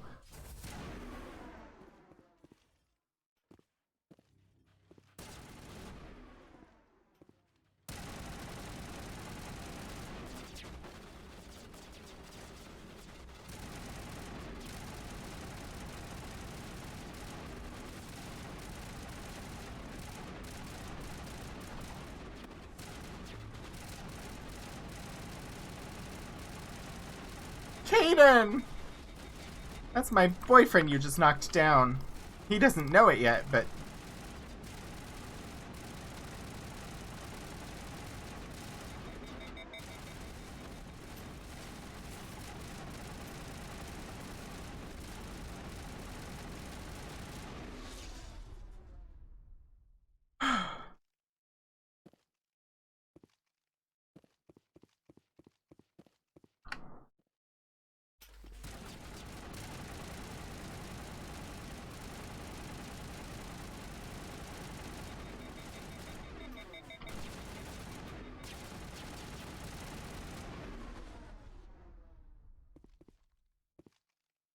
Don't remember how to wake them up.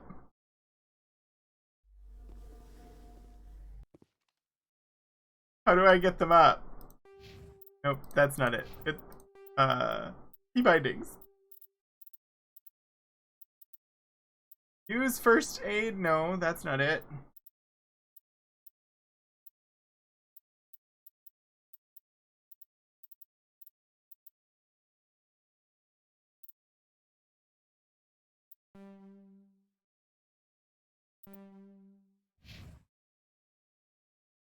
Well, in another second or so, my Unity ability will be back, so...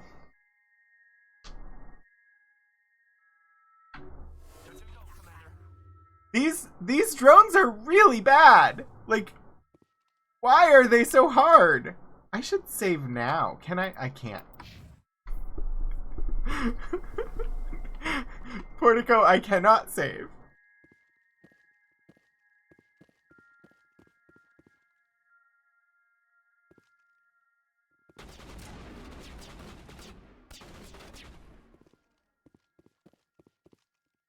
Come on, drone.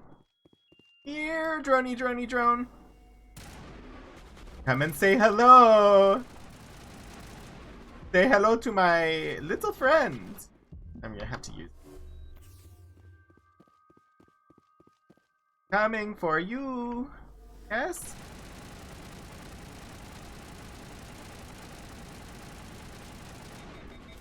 Jeez. Aiden, can you do some healing? I don't remember. I thought you could. I can't.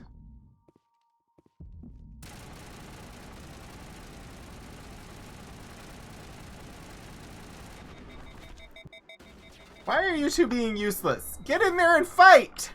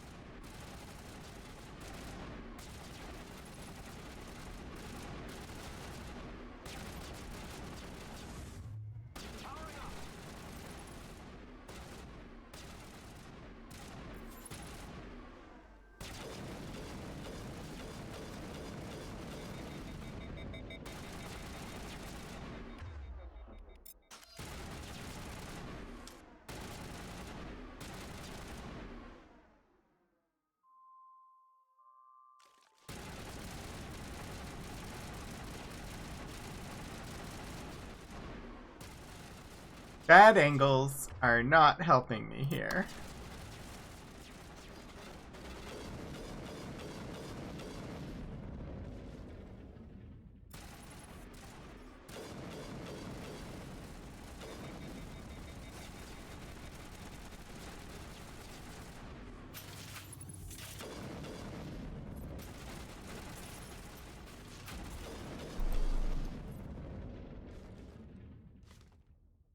I'm better now.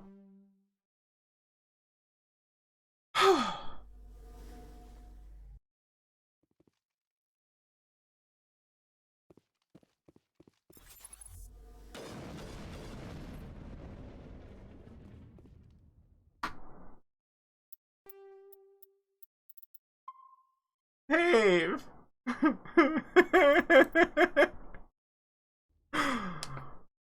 Holy mackerel.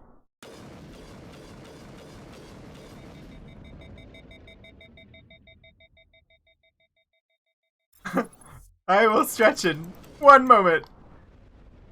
Oh, thank you.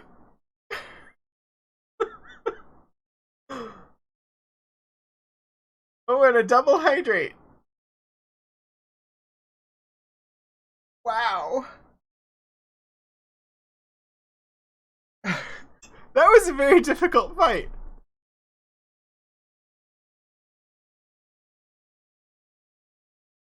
They hit really hard. Oh, and hat trick. And a posture check. You all are... Oh, I put on.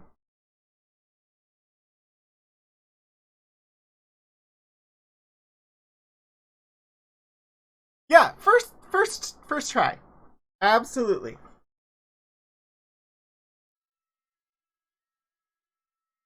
Because it's Pride Month, my Virginia is for Lovers Pride hat. And see, I have the perfect emote in my available to me. It's not my emote though, but there. That is the perfect emote for how I feel about what just happened.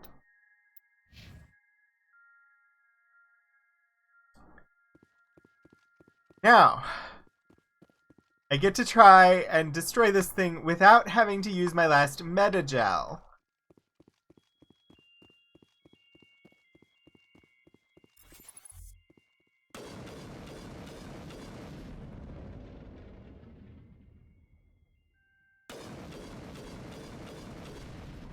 Because I want to have at least one Metagel going into the next one.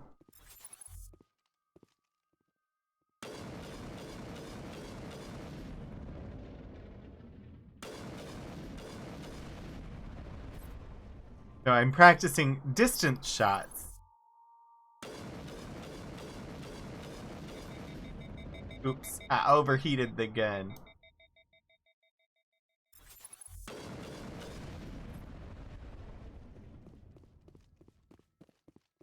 Alright, hopefully it works. I just need to not be close to them when I shoot them.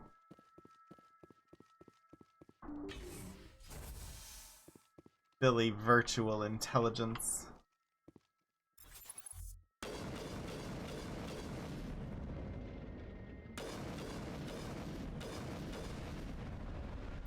Kinetic barrier field. Bye.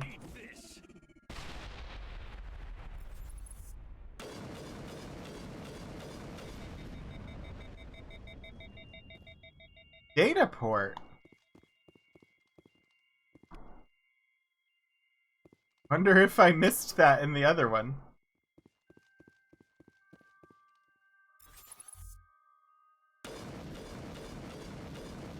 Sniper rifle.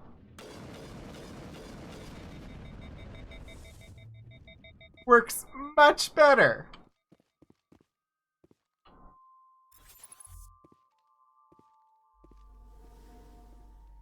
An angle.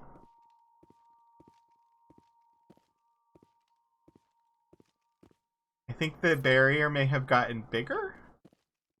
Either that or they're just trying to force me in there.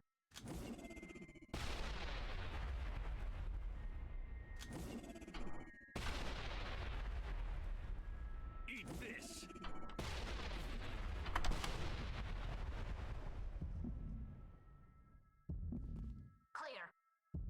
Clear. Clear in here?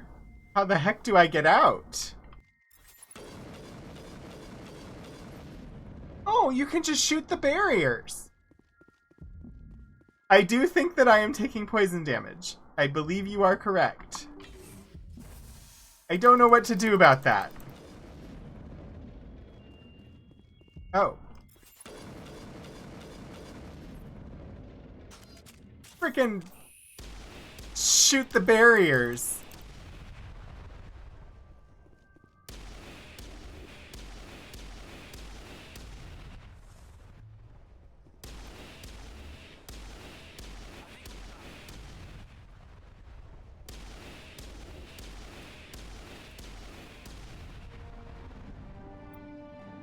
The second of the 3 computing clusters containing the VI is offline.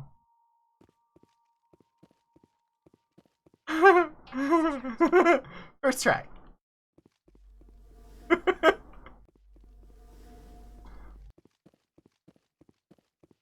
Wow.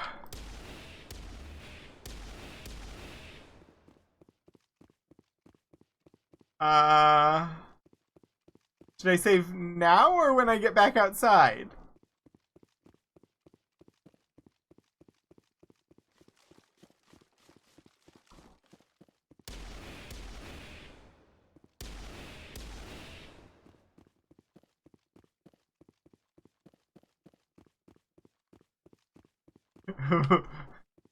¿Por qué lo nos dos?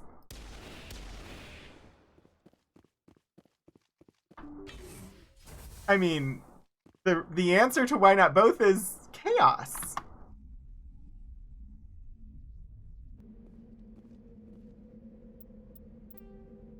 Okay.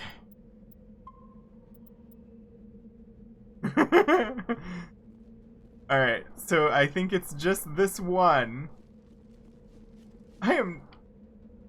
If I leave the surface and come back, do I have to start all this over? Do I heal up if I go back to the ship? I wish I knew the answers to these things. But I did just save, so I'm gonna try it.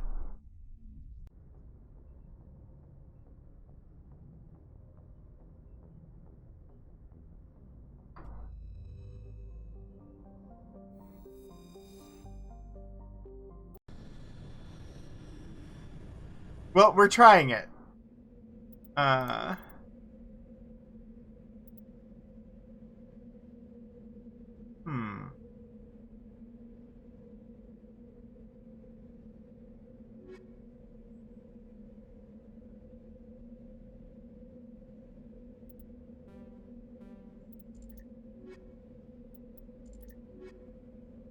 think I'm gonna take Rex.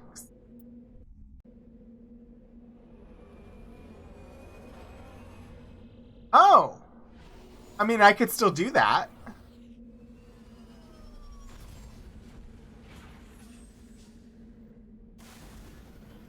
Is that a thing that I need to be doing? Yes, it is. Well, we'll just do that. Return to Normandy.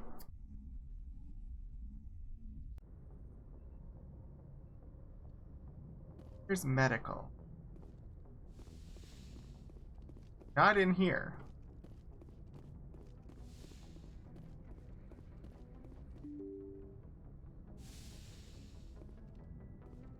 I want to say it's on the second floor.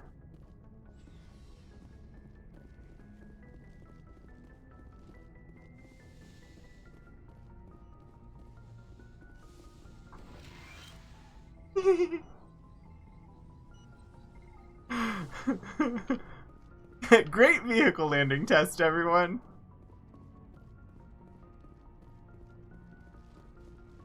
Yeah, I just assumed that it would auto-refill them when you came back onto the ship. Like, I didn't think that I would have to make a special trip to medical on the ship to replenish them. I just thought it would automatically do it. Because the whole point in coming back to the ship was to replenish my Metagel. Alright. Hayden's coming, and I think we're going to take Rex. I do need to look at Rex's kit before we go diving into any fights.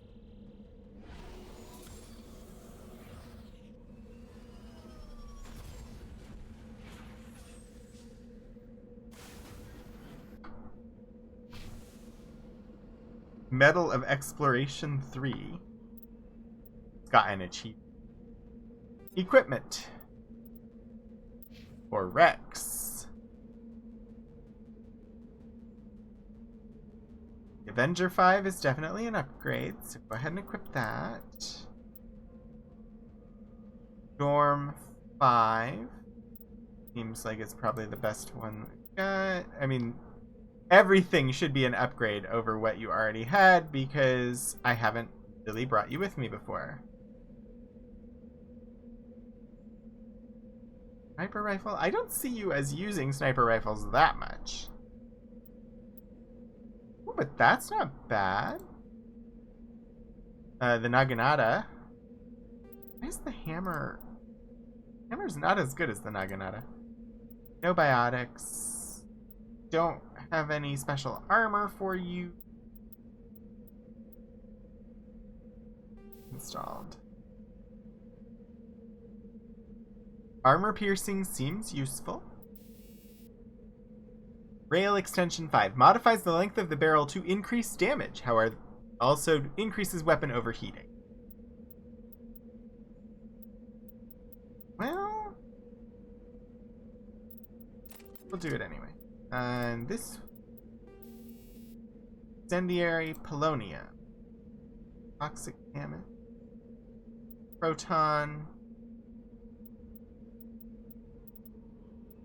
Polonium.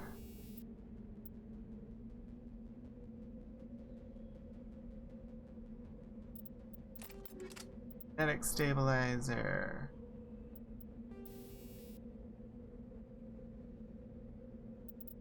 Sure. Sure. I'm just gonna upgrade everything.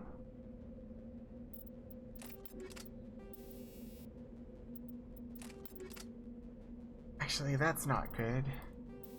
On this. Bio round. Okay.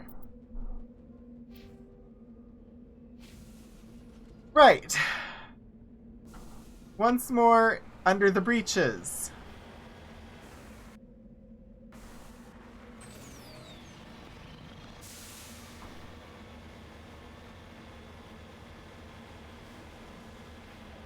Yes. Yes. Yes, Tony, once more under the breaches. Oh, no.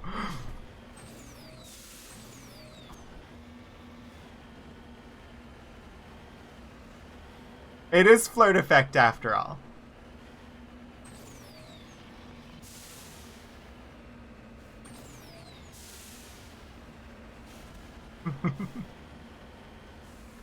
We may have a candidate for a future emote.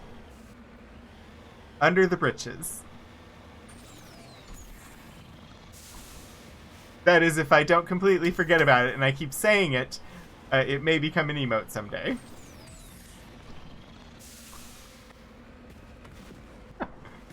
Well, that's when I got the Mako stuck in a crater.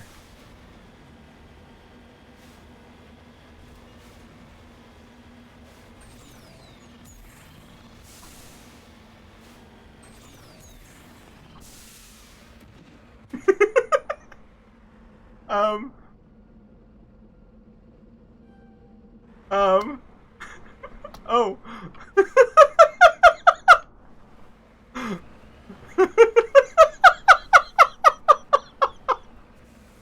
I didn't know it was possible to completely flip the Mako, and I was like, how am I gonna get out of this one? Alright.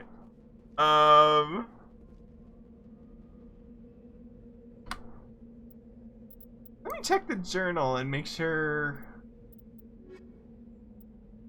Rogue VI.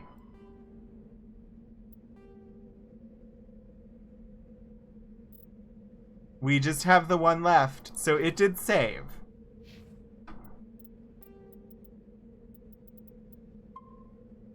Going back to the ship was an option that I should have taken after the first one.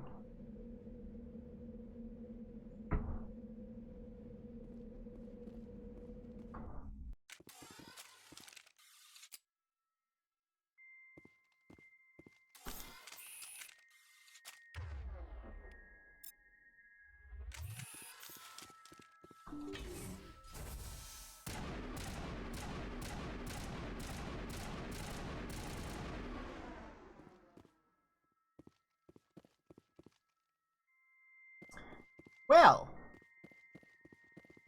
this virtual intelligence really does not want us here.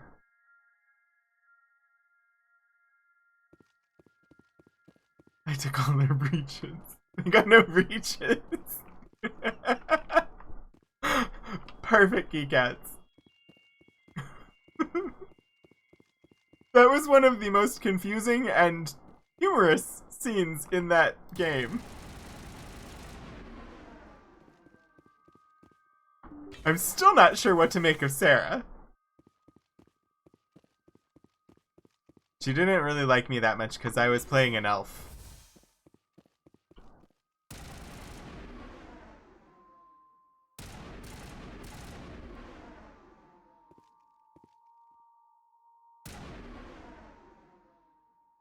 I don't...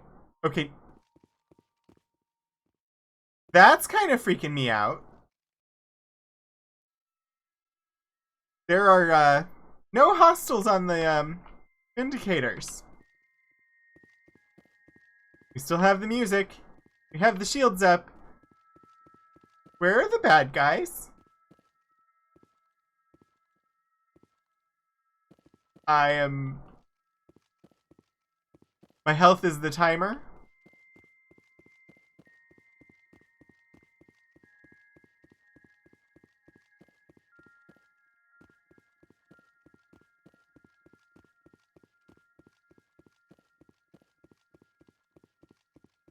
Like, I expected a firefight.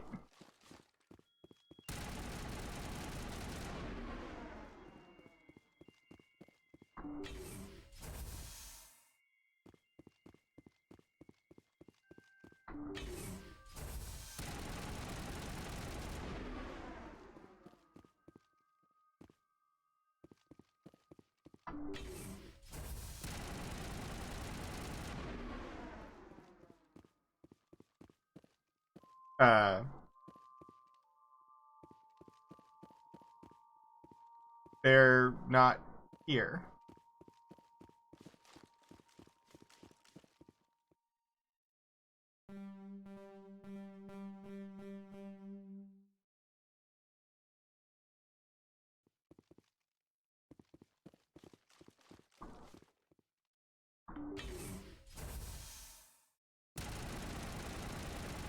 I suppose it's possible. I thought it sure seems like this might be one I cleared.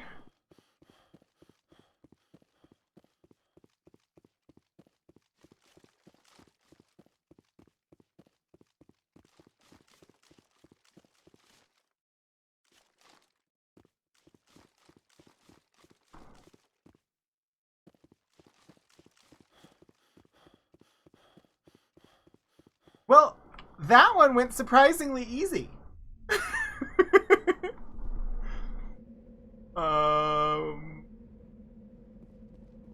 I don't know which one I need to go to.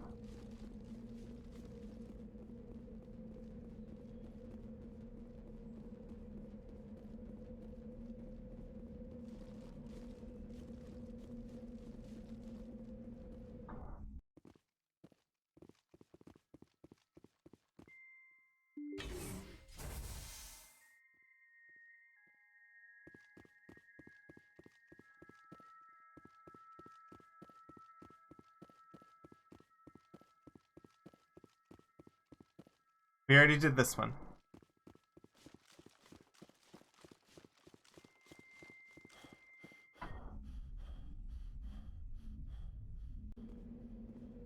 Alright, which means it's that one.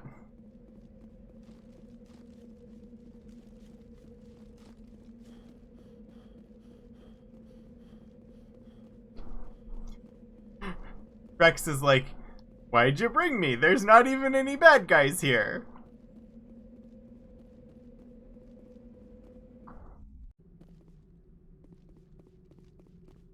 There were. I swear there were.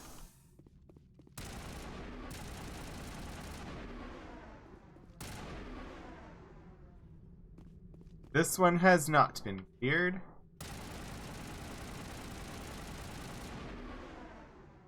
That's why I do so badly with this gun. I can't actually hit anything with it, apparently.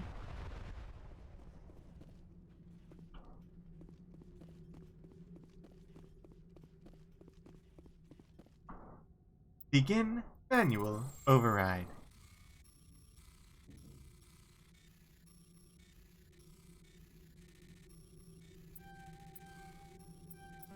Oops. I'm not gonna make it. You know what? Let's do that.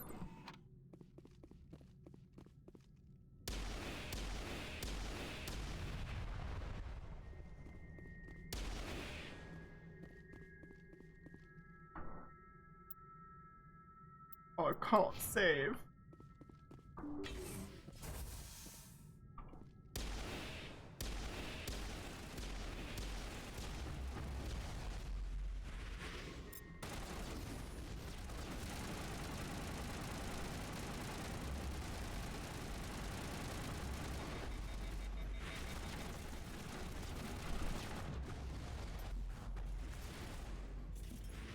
Well,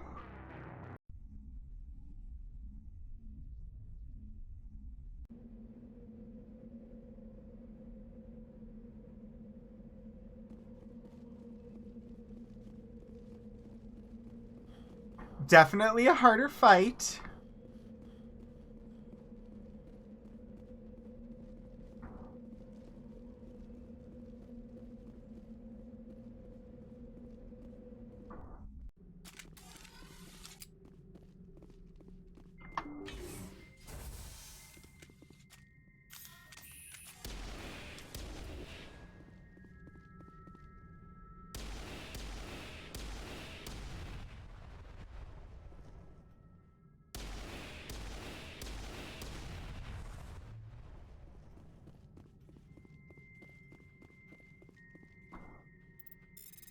I'll try it once.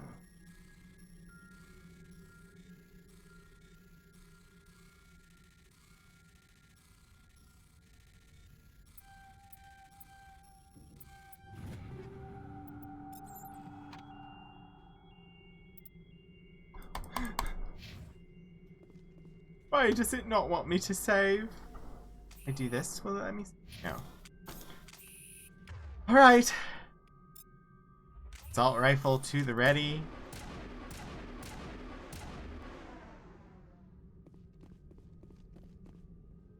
Here goes everything.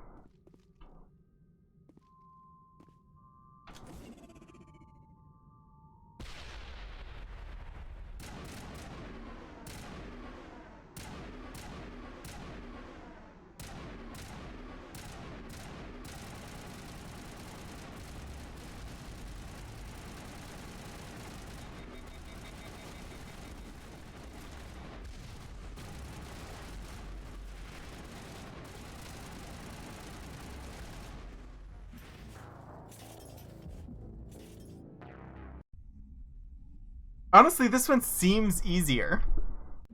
I know I've died twice, but it seems less chaotic.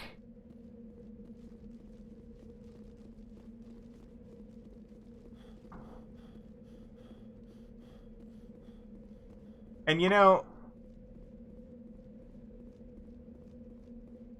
I have a rather large team. It does not make sense that I'm only going in with 3 people, knowing what the resistance was like in the previous 2 buildings.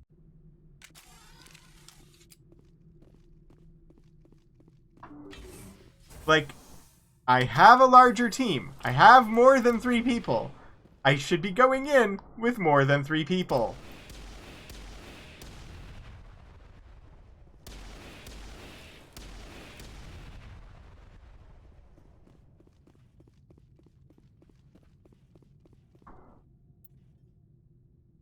You know what? We're going to do that on the way out. Or at least after this fight.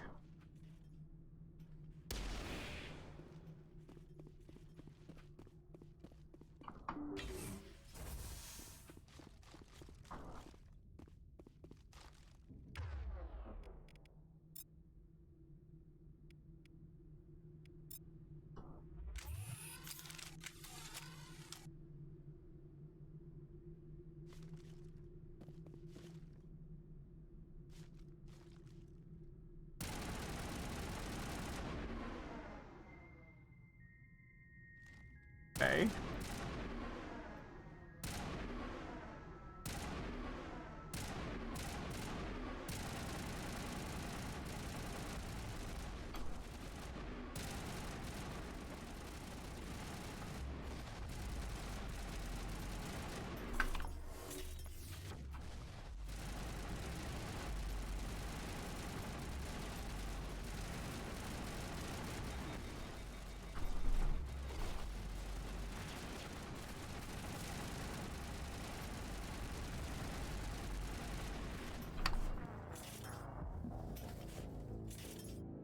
Slightly improved. Slightly improved. Oh dear. Alright. Come on. We got this. We got this. Maybe leave that. I don't want this one though.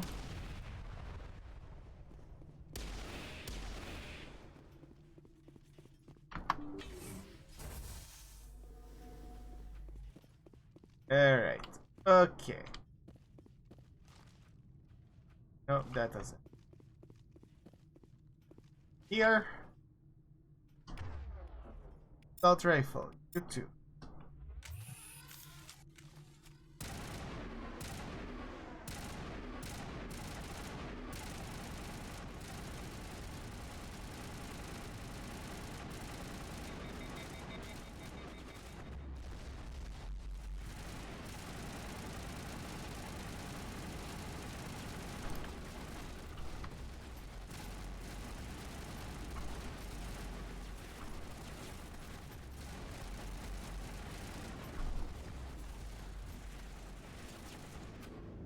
So many booms. It goes boom and boom and boom. Let's get moving. Yes, Rex. Let's. Next time, don't fall down so quickly.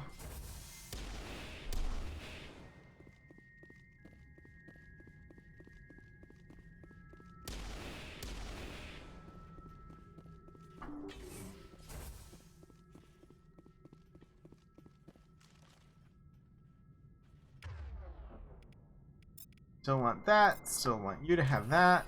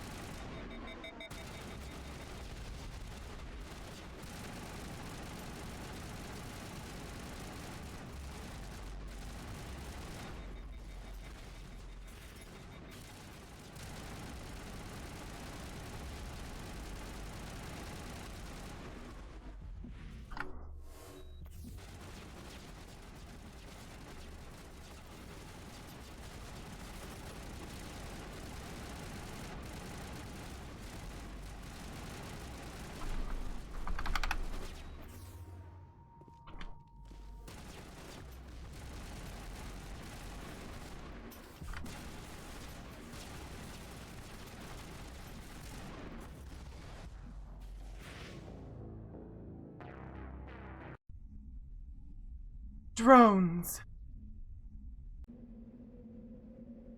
Okay. We're getting better, incrementally better. Unlike the last one where there was no obvious progress being made. This time we are making some improvements each time.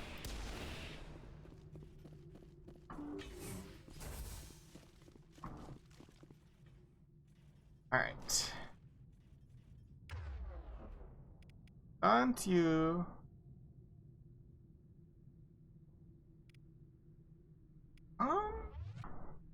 Did I? I'm stupid.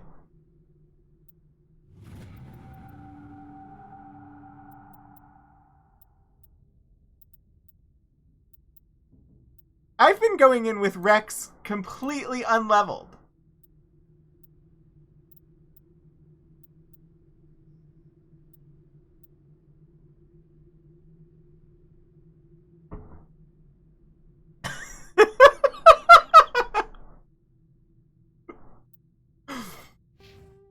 I equipped his, like, I gave him equipment, but I never leveled him up. So he didn't have any abilities. I think this might be slightly easier than I was making it.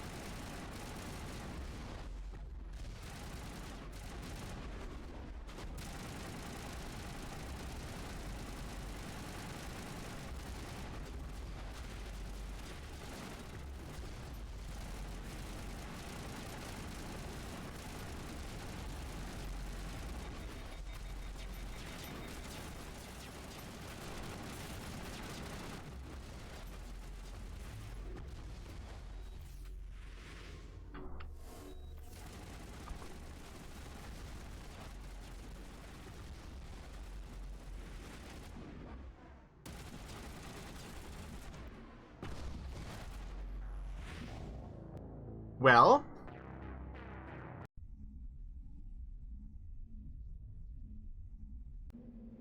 minor glitch, but this time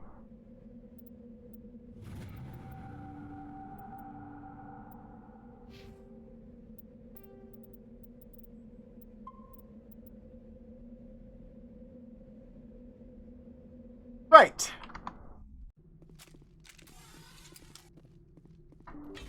Every time slightly different.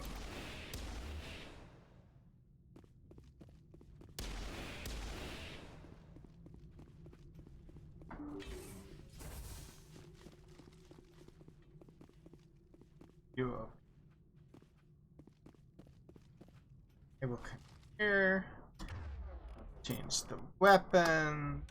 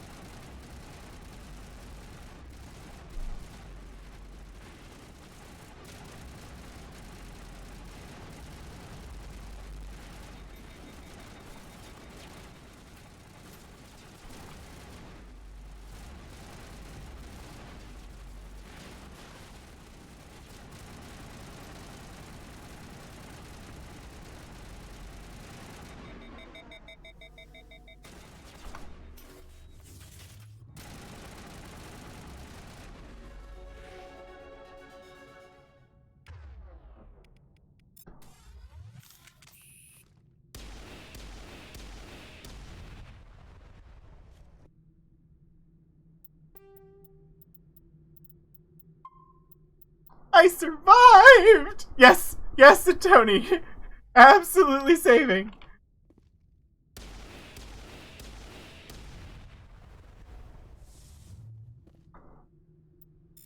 We're gonna try it manual.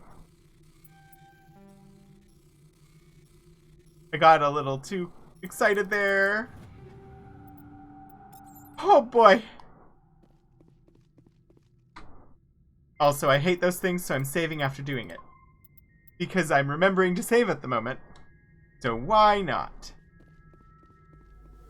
Also, I know I leveled. Gonna check and see what's up ahead before I do that, though.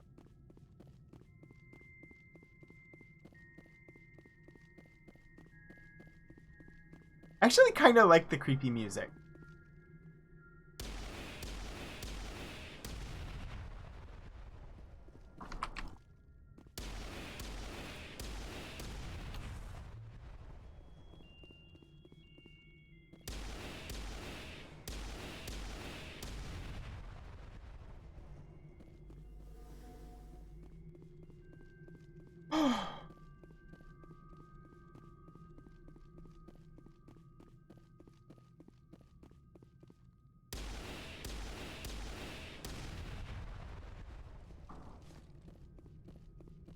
I'm afraid of another firefight. Like, I don't know what to expect at this point. Turning to the right. I have a feeling if there was another one, they would have not let me save. So.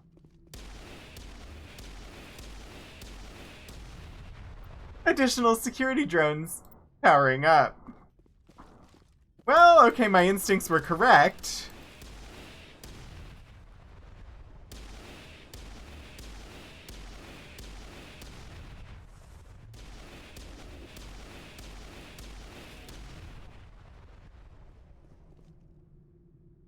Alright. Let me guess. Saving, not possible.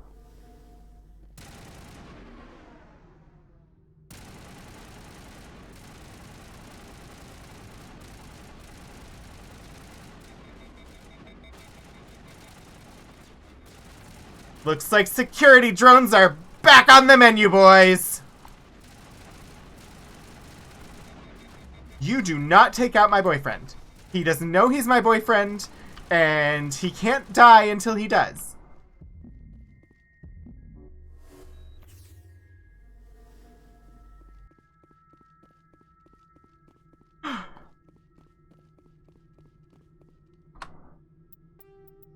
Just in case. This game may actually train me to save.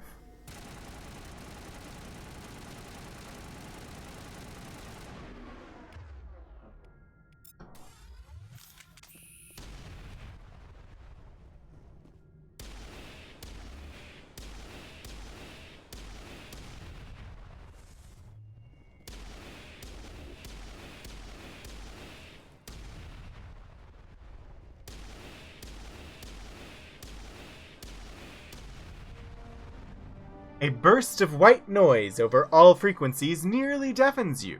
Your hardsuit's heads-up display interprets it into a series of zeros and ones.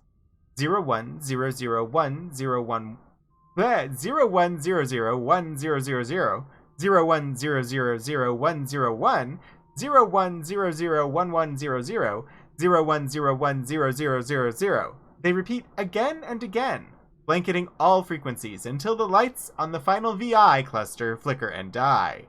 Specialization class achieved. I don't know what the specialization class achieved means, and I don't want to do this at like 30 minutes before the end of the stream, but I really need to use the restroom, so I'm gonna be just a second. I can leave this up on screen for you, Tony, if you want to figure out the binary code. I'll be right back.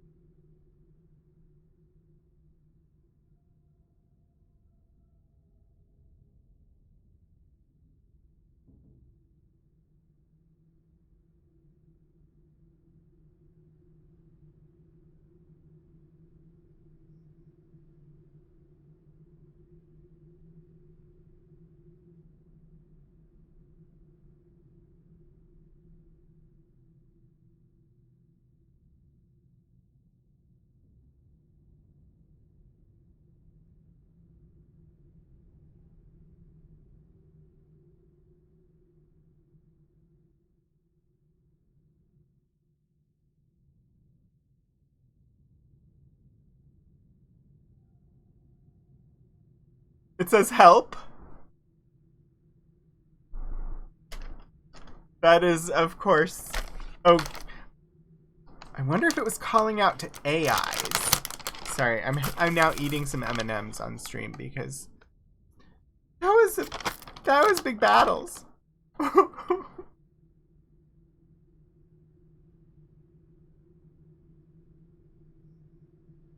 They're just the plain ones. Specialization class achieved. I don't know what that means. Your specialization class will replace your base class in the talents on the squad screen. Talent ranks in your base class transfer over to your specialization class. Go to your squad screen to view the bonuses you gain with each rank in your specialization class.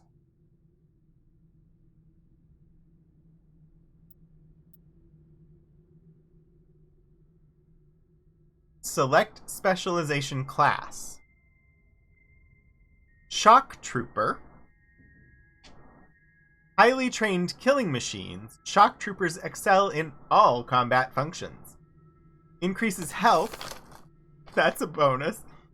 Damage protection. Immunity or barrier ability and adrenaline ability. Or Nemesis. Biotic specialist who uses mass effect fields to inflict heavy damage against opponents. Duration and damage for all biotic abilities.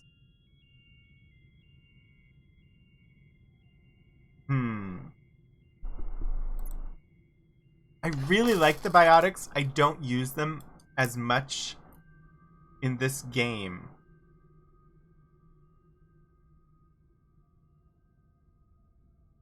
As I did in Andromeda.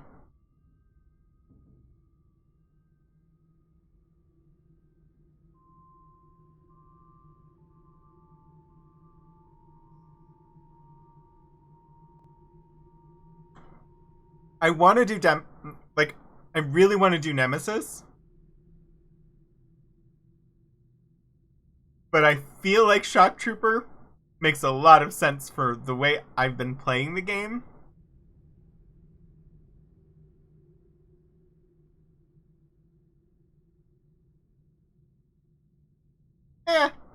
I'm gonna go with the one I want.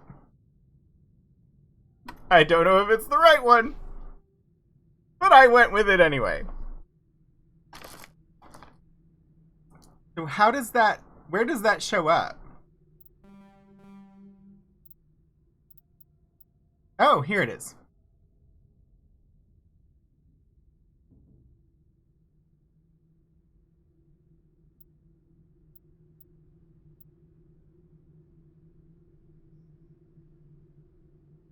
Right.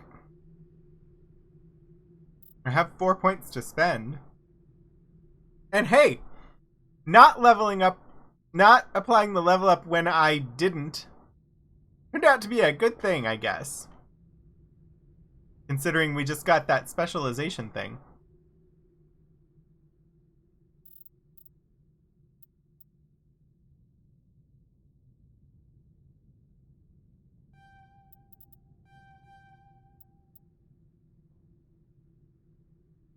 Wait, I was accidentally playing on hard mode? By not having applied the level up?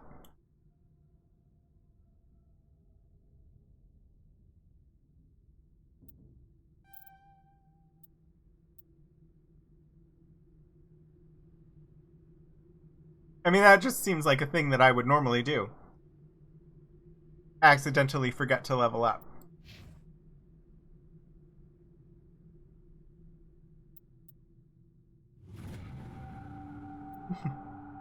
That's kind of where I would have put them too if I had done it myself.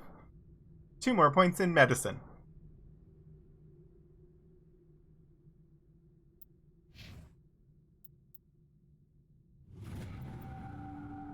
Alright.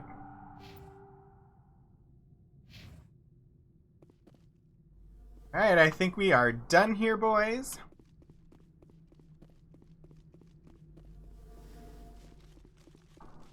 And I was right. Assault mechs were back on the menu.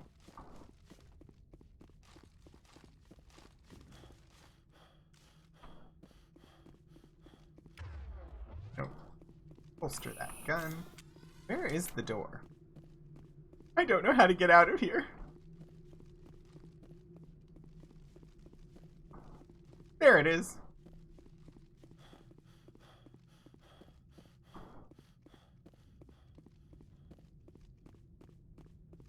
Wait, there's a thing here? Begin manual override.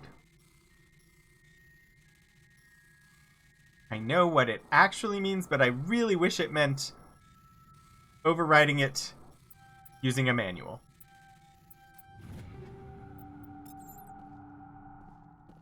But instead, it refers to the Latin root manus, which means hands.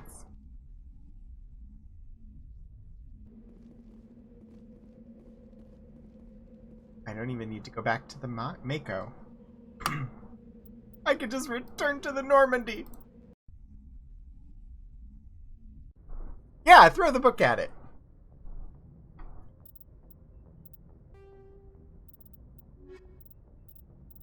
I hope they're happy. I hope they're happy now. They should not go messing with VIs here any longer. Extinct races. Protheans. Mars ruins. After 20 years of manned research outpost... Word... the tongue. Let me try that one more time. After 20 years of manned research outposts and nearly a century of robotic exploration, the European Space Agency's Lowell City became the first permanent settlement on Mars in 2103. Within a decade, the United States and China had founded permanent settlements as well. The South Polar region of Promethei Planum developed a Bermuda Triangle reputation. Satellites detected intermittent mass concentrations and magnetic field shifts. In 2148, prospectors working near Deseado crater discovered an underground complex, a Prothean observation post. The odd phenomena were generated by the operation and discharge of a Mass Effect core struggling to function despite 50 millennia of neglect. Earth was electrified by the news. Humanity was unequivocally not alone. While courts battled over who owned the ruins, the international scientific community coordinated a massive effort to access, translate, and interpret the databanks recovered from the facility. The facility proved to be a biosciences observation post built when Homo sapiens were first evolving on Earth. While the motives of the Protheans are not certain, translated records indicate that the facility was in regular communication with automated observation platforms in Earth orbit and on the lunar near side. The half-dozen Mass Effect spaceships found in the facility were presumably used for first-hand observation.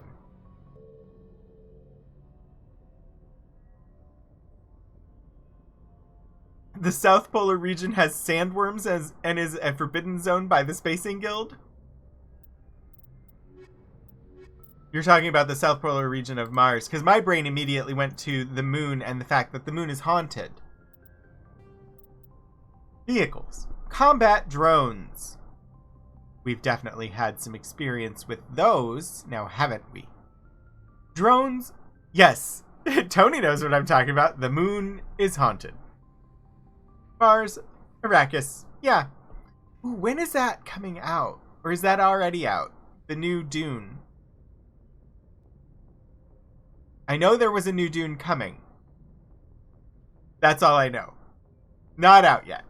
Soon. I hope it's good. I read the first Dune novel, and I've seen the movie that had Patrick Stewart in it. And then I saw there was like a made-for-TV miniseries movie thing that I think I saw as well, but honestly don't remember. So I'm looking forward to new Dune but hopefully it's better than what we've had before. Drones are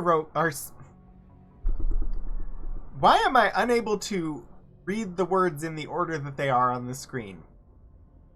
Let me try that one more time. Drones are small robots used to support and supplement organic soldiers on the battlefield. They have no artificial intelligence of any kind, but follow fixed, minimally adaptive programs. Most varieties employ Mass Effect levitation to improve mobility. All modern armies rely on veritable fleets of drones for routine soldiering, static garrisons, patrols, etc. The use of drones in non-critical duties keeps manpower needs down and reduces casualties in low-intensity conflicts.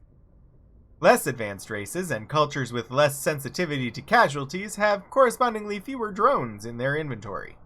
Drones are of little use in conventional open-field battles as they are poorly armed or armored. In addition to combat drones, support drones are used to assist organic units in the field. Reconnaissance drones are small, stealthy craft that screen combat units in the field and warn commanders when enemies are spotted. Electronic warfare drones supplement battlefield technicians, serving as mobile jammers and ELINT, electronic intelligence gathering platforms.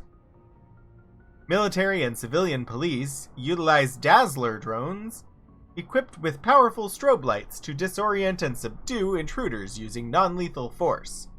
Drone formations are officially referred to as wings. That is, deploy the 4th Assault Drone Wing on the left flank. Common soldiers often refer to friendly formations as flocks and enemy formations as swarms. I love that they have an open parentheses here, but they never close it. So, 80s Dune, I watched a lot. I enjoyed. I was even attracted to some of the people in it when I was a kid. But there were just a lot of parts of it that just really I didn't like. The floating fat man was one of them. And so then, I don't know, but it has nostalgia to it for me. So, anyway. They pushed the release date of the new Dune to October 22nd. Okay.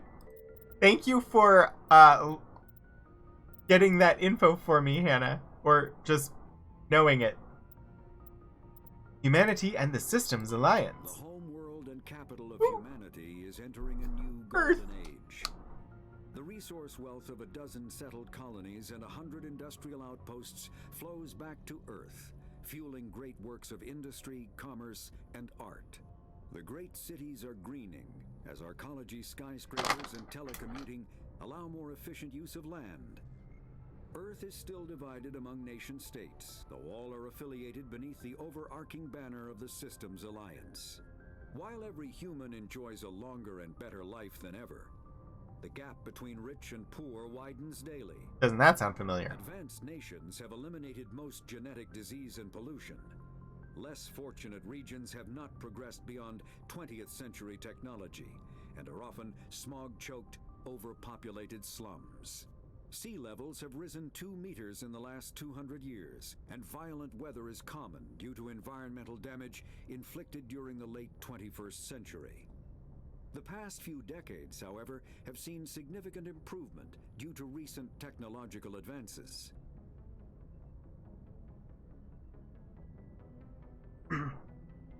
Yeah, I mean, Hannah, thank you for looking it up, because I didn't have any info other than that new Dune was coming.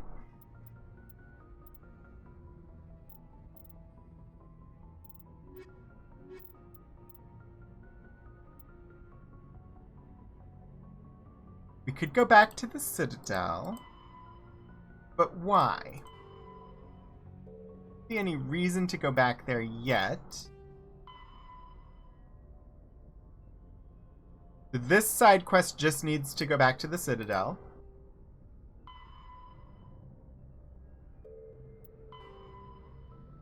that one just needs me to go back to the Citadel.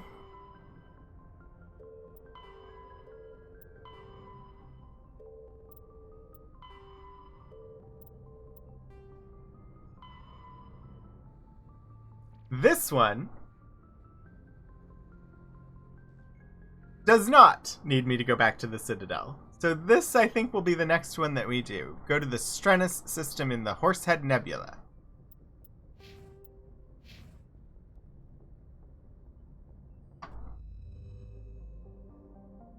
And I guess I should start thinking about who we're gonna raid, because if I remember correctly, Amy is not streaming today. If I'm misremembering that, let me know and we'll just raid into Amy. But otherwise, I will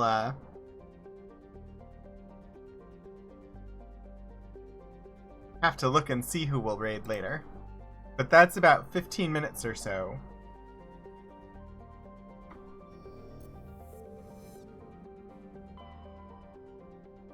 Sol. Funnily enough, Sol is the sole system we can visit in that area.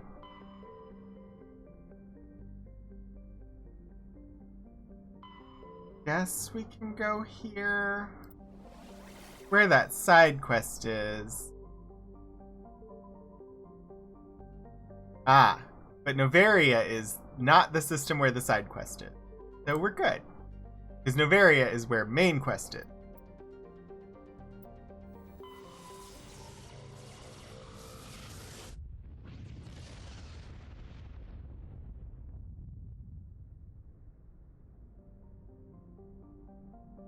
Ooh, new system. La la la la la. I'm going to try and read without tripping over my tongue.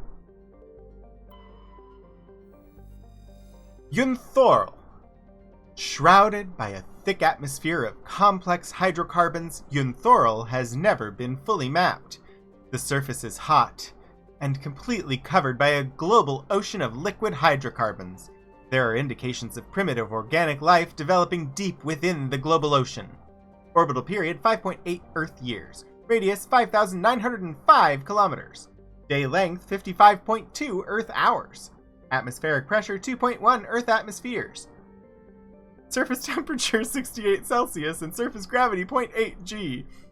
I don't actually say atmospheres that way, but whenever I'm reading in my reading voice and I get to that, I always say atmospheres, and I don't know why.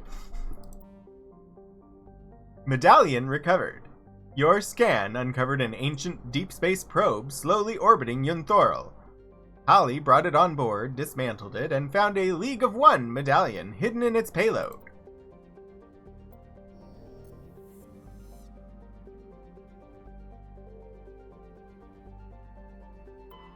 Antitara!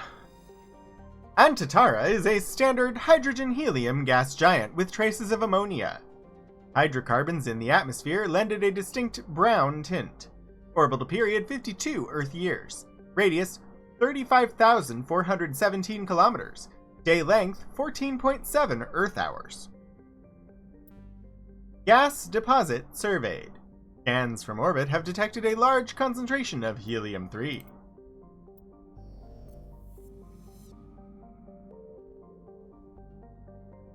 Krellin? Krellin is a lifeless rock with a trace atmosphere of xenon and krypton. Its surface contains large amounts of iron and magnesium silicates. Due to heavily cratered terrain, starships are discouraged from landing. A Solarian religious cult claims that a certain pattern of overlapping craters in the southern hemisphere resembles their goddess. Orbital period 74.9 Earth years. Radius 1,163 kilometers.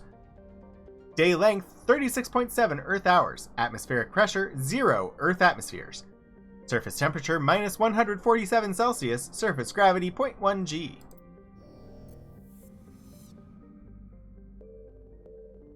Wait, unknown. MSV Majesty? The Majesty is a Kowloon-class modular conveyor of human design. The ship is a derelict. All compartments are exposed to space and the fusion plant is leaking. The damage is consistent with ship-mounted mass accelerator fire. Registry, private owner, Captain Willem. A faint trail of radioactive particles, possibly exhaust from a sublight nuclear engine drive, leads toward the nearby planet of Zawen. Shawen? Zawen or Shawen? I'm not sure which.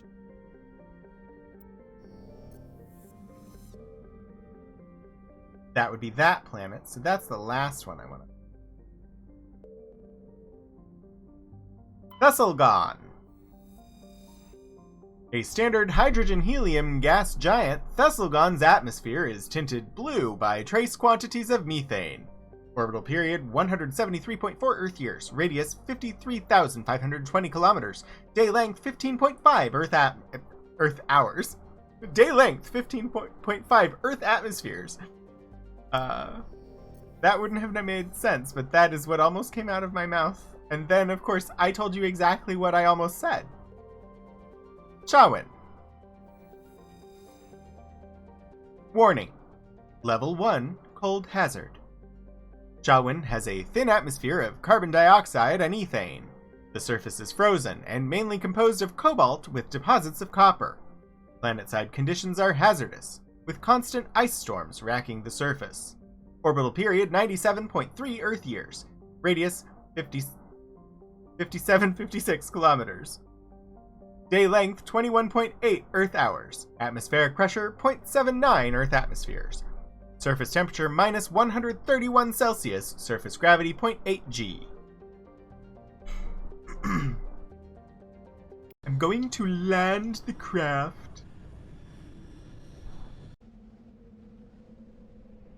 I mean, Rex did do a good job, but right now we're just here to rescue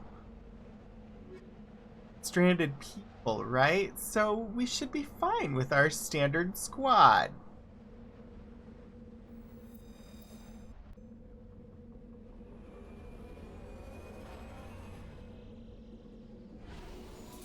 He says, knowing that that's likely not going to be the case and that we'll probably end up having to fight. But Level 1 Hazard. This place has things to explore.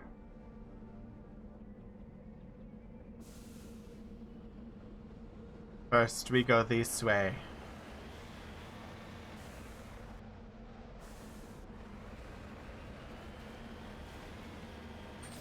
We'll run and look at this question mark, and that might be where we stop the game for today. Might do one or two of these.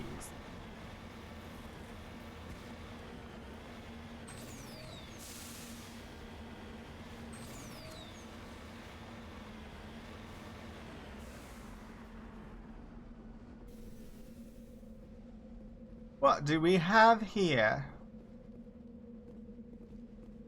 Is a corpse. Discovery. It appears this person was trying to mark the nearby mineral deposit when he died or was killed. Where is... Oh, there it is. Iridium deposit.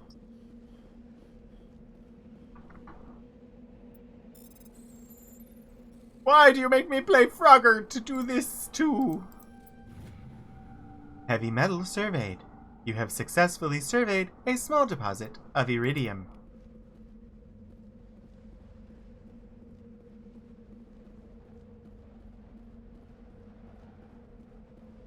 Oh, I should probably get back inside the Mako soon. I forgot this was a level 1 hazard world. Right. So if we head north, there's an abandoned camp. Some debris off to the west. I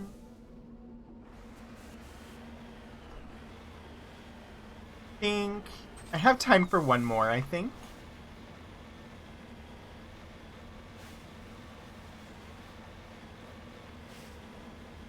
Oh, I can even see it. Look at it.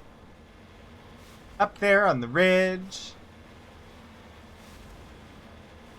It doesn't look very warm.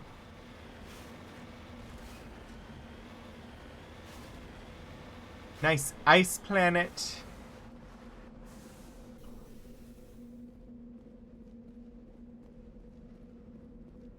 Why, there's nothing here. It's just like a parking space. Activate. Discovery. There appears to be no one left at this camp. The generator is still functioning, but there are no signs of the former occupants. The camp's computer notes several locations of interest.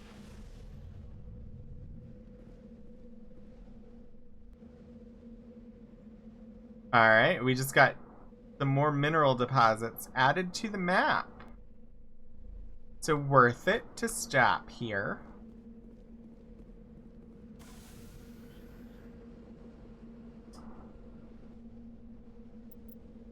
Going to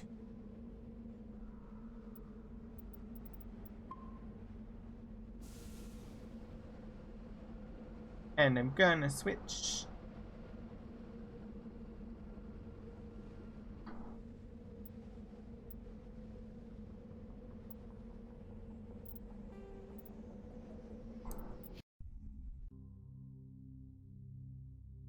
to this. And we'll just chat for a few minutes and then we'll end up raiding somewhere. Anyway, thank you all for coming by and watching me die and die and die and eventually win on my first try. Because it was totally the first try. I actually had a lot of fun with the fighting today. But yeah, I mean, it was first try. Totally first try. See, I even have Xander's emote to say so.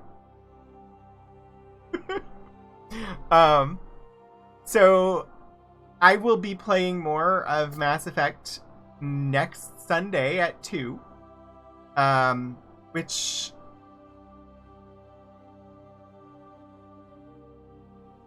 Ooh, that's July the 4th.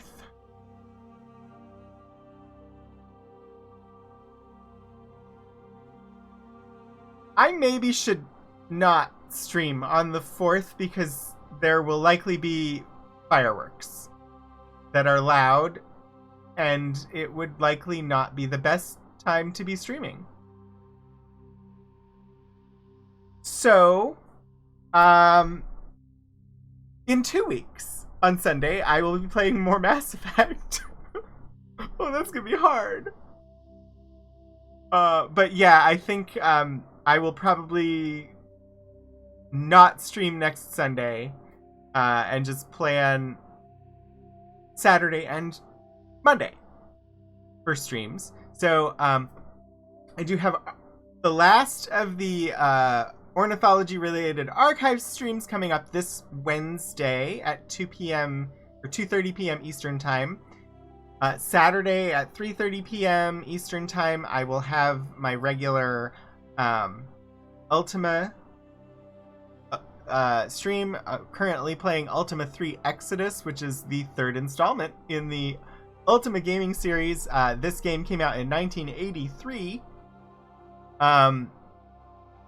And then, so tomorrow is the last Monday in June, which means that at the end of stream tomorrow, I will be, well, sometime during the stream tomorrow. I probably will do it before the end of the stream just so that I'm not scrambling to do it when we're trying to raid into Blood of the Void tomorrow. But tomorrow we will spin the wheel to see what game we will be playing on Mondays in July.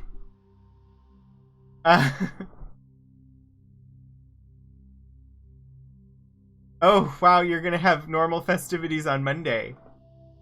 Well, we'll be starting a new game that day, but, you know,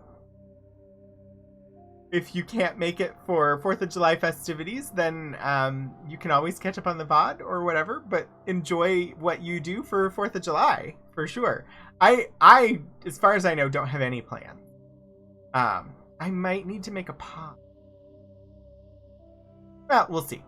Anyway, tomorrow we're spinning the wheel to see what we're going to play in July.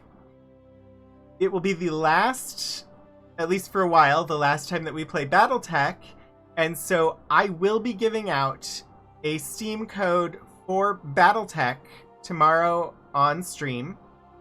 In order to win, you will just need to be here and put the keyword in the chat.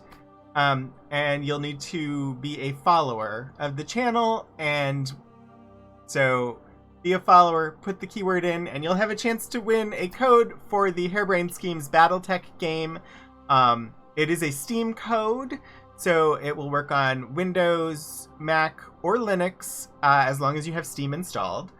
So that is coming up tomorrow. And yeah, we're going to spin the wheel. The wheel should be prepared to show you what it looks like. So I do have one adjustment to make before tomorrow, which is,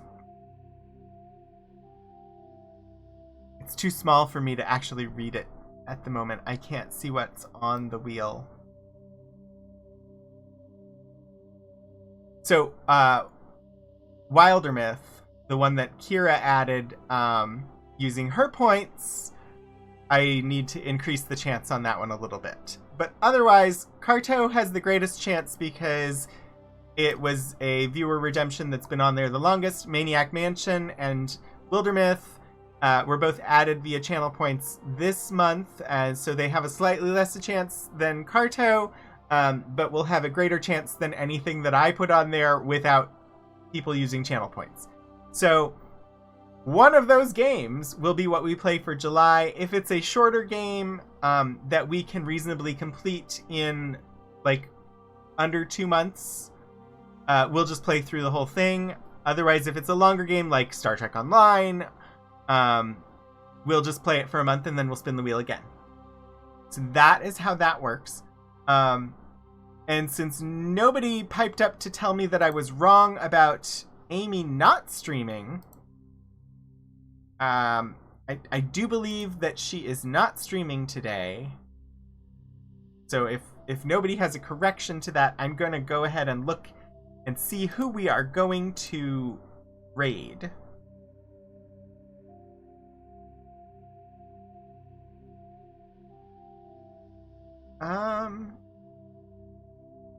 You know, I think if it will let me, I think we're going to raid into Biggest Bennis. Biggest Bennis is a super streamer from the UK. He has been doing 100 straight days of streaming. And today is day 100, and it is his birthday. So I think we're going to head over to Biggest Bennis. And,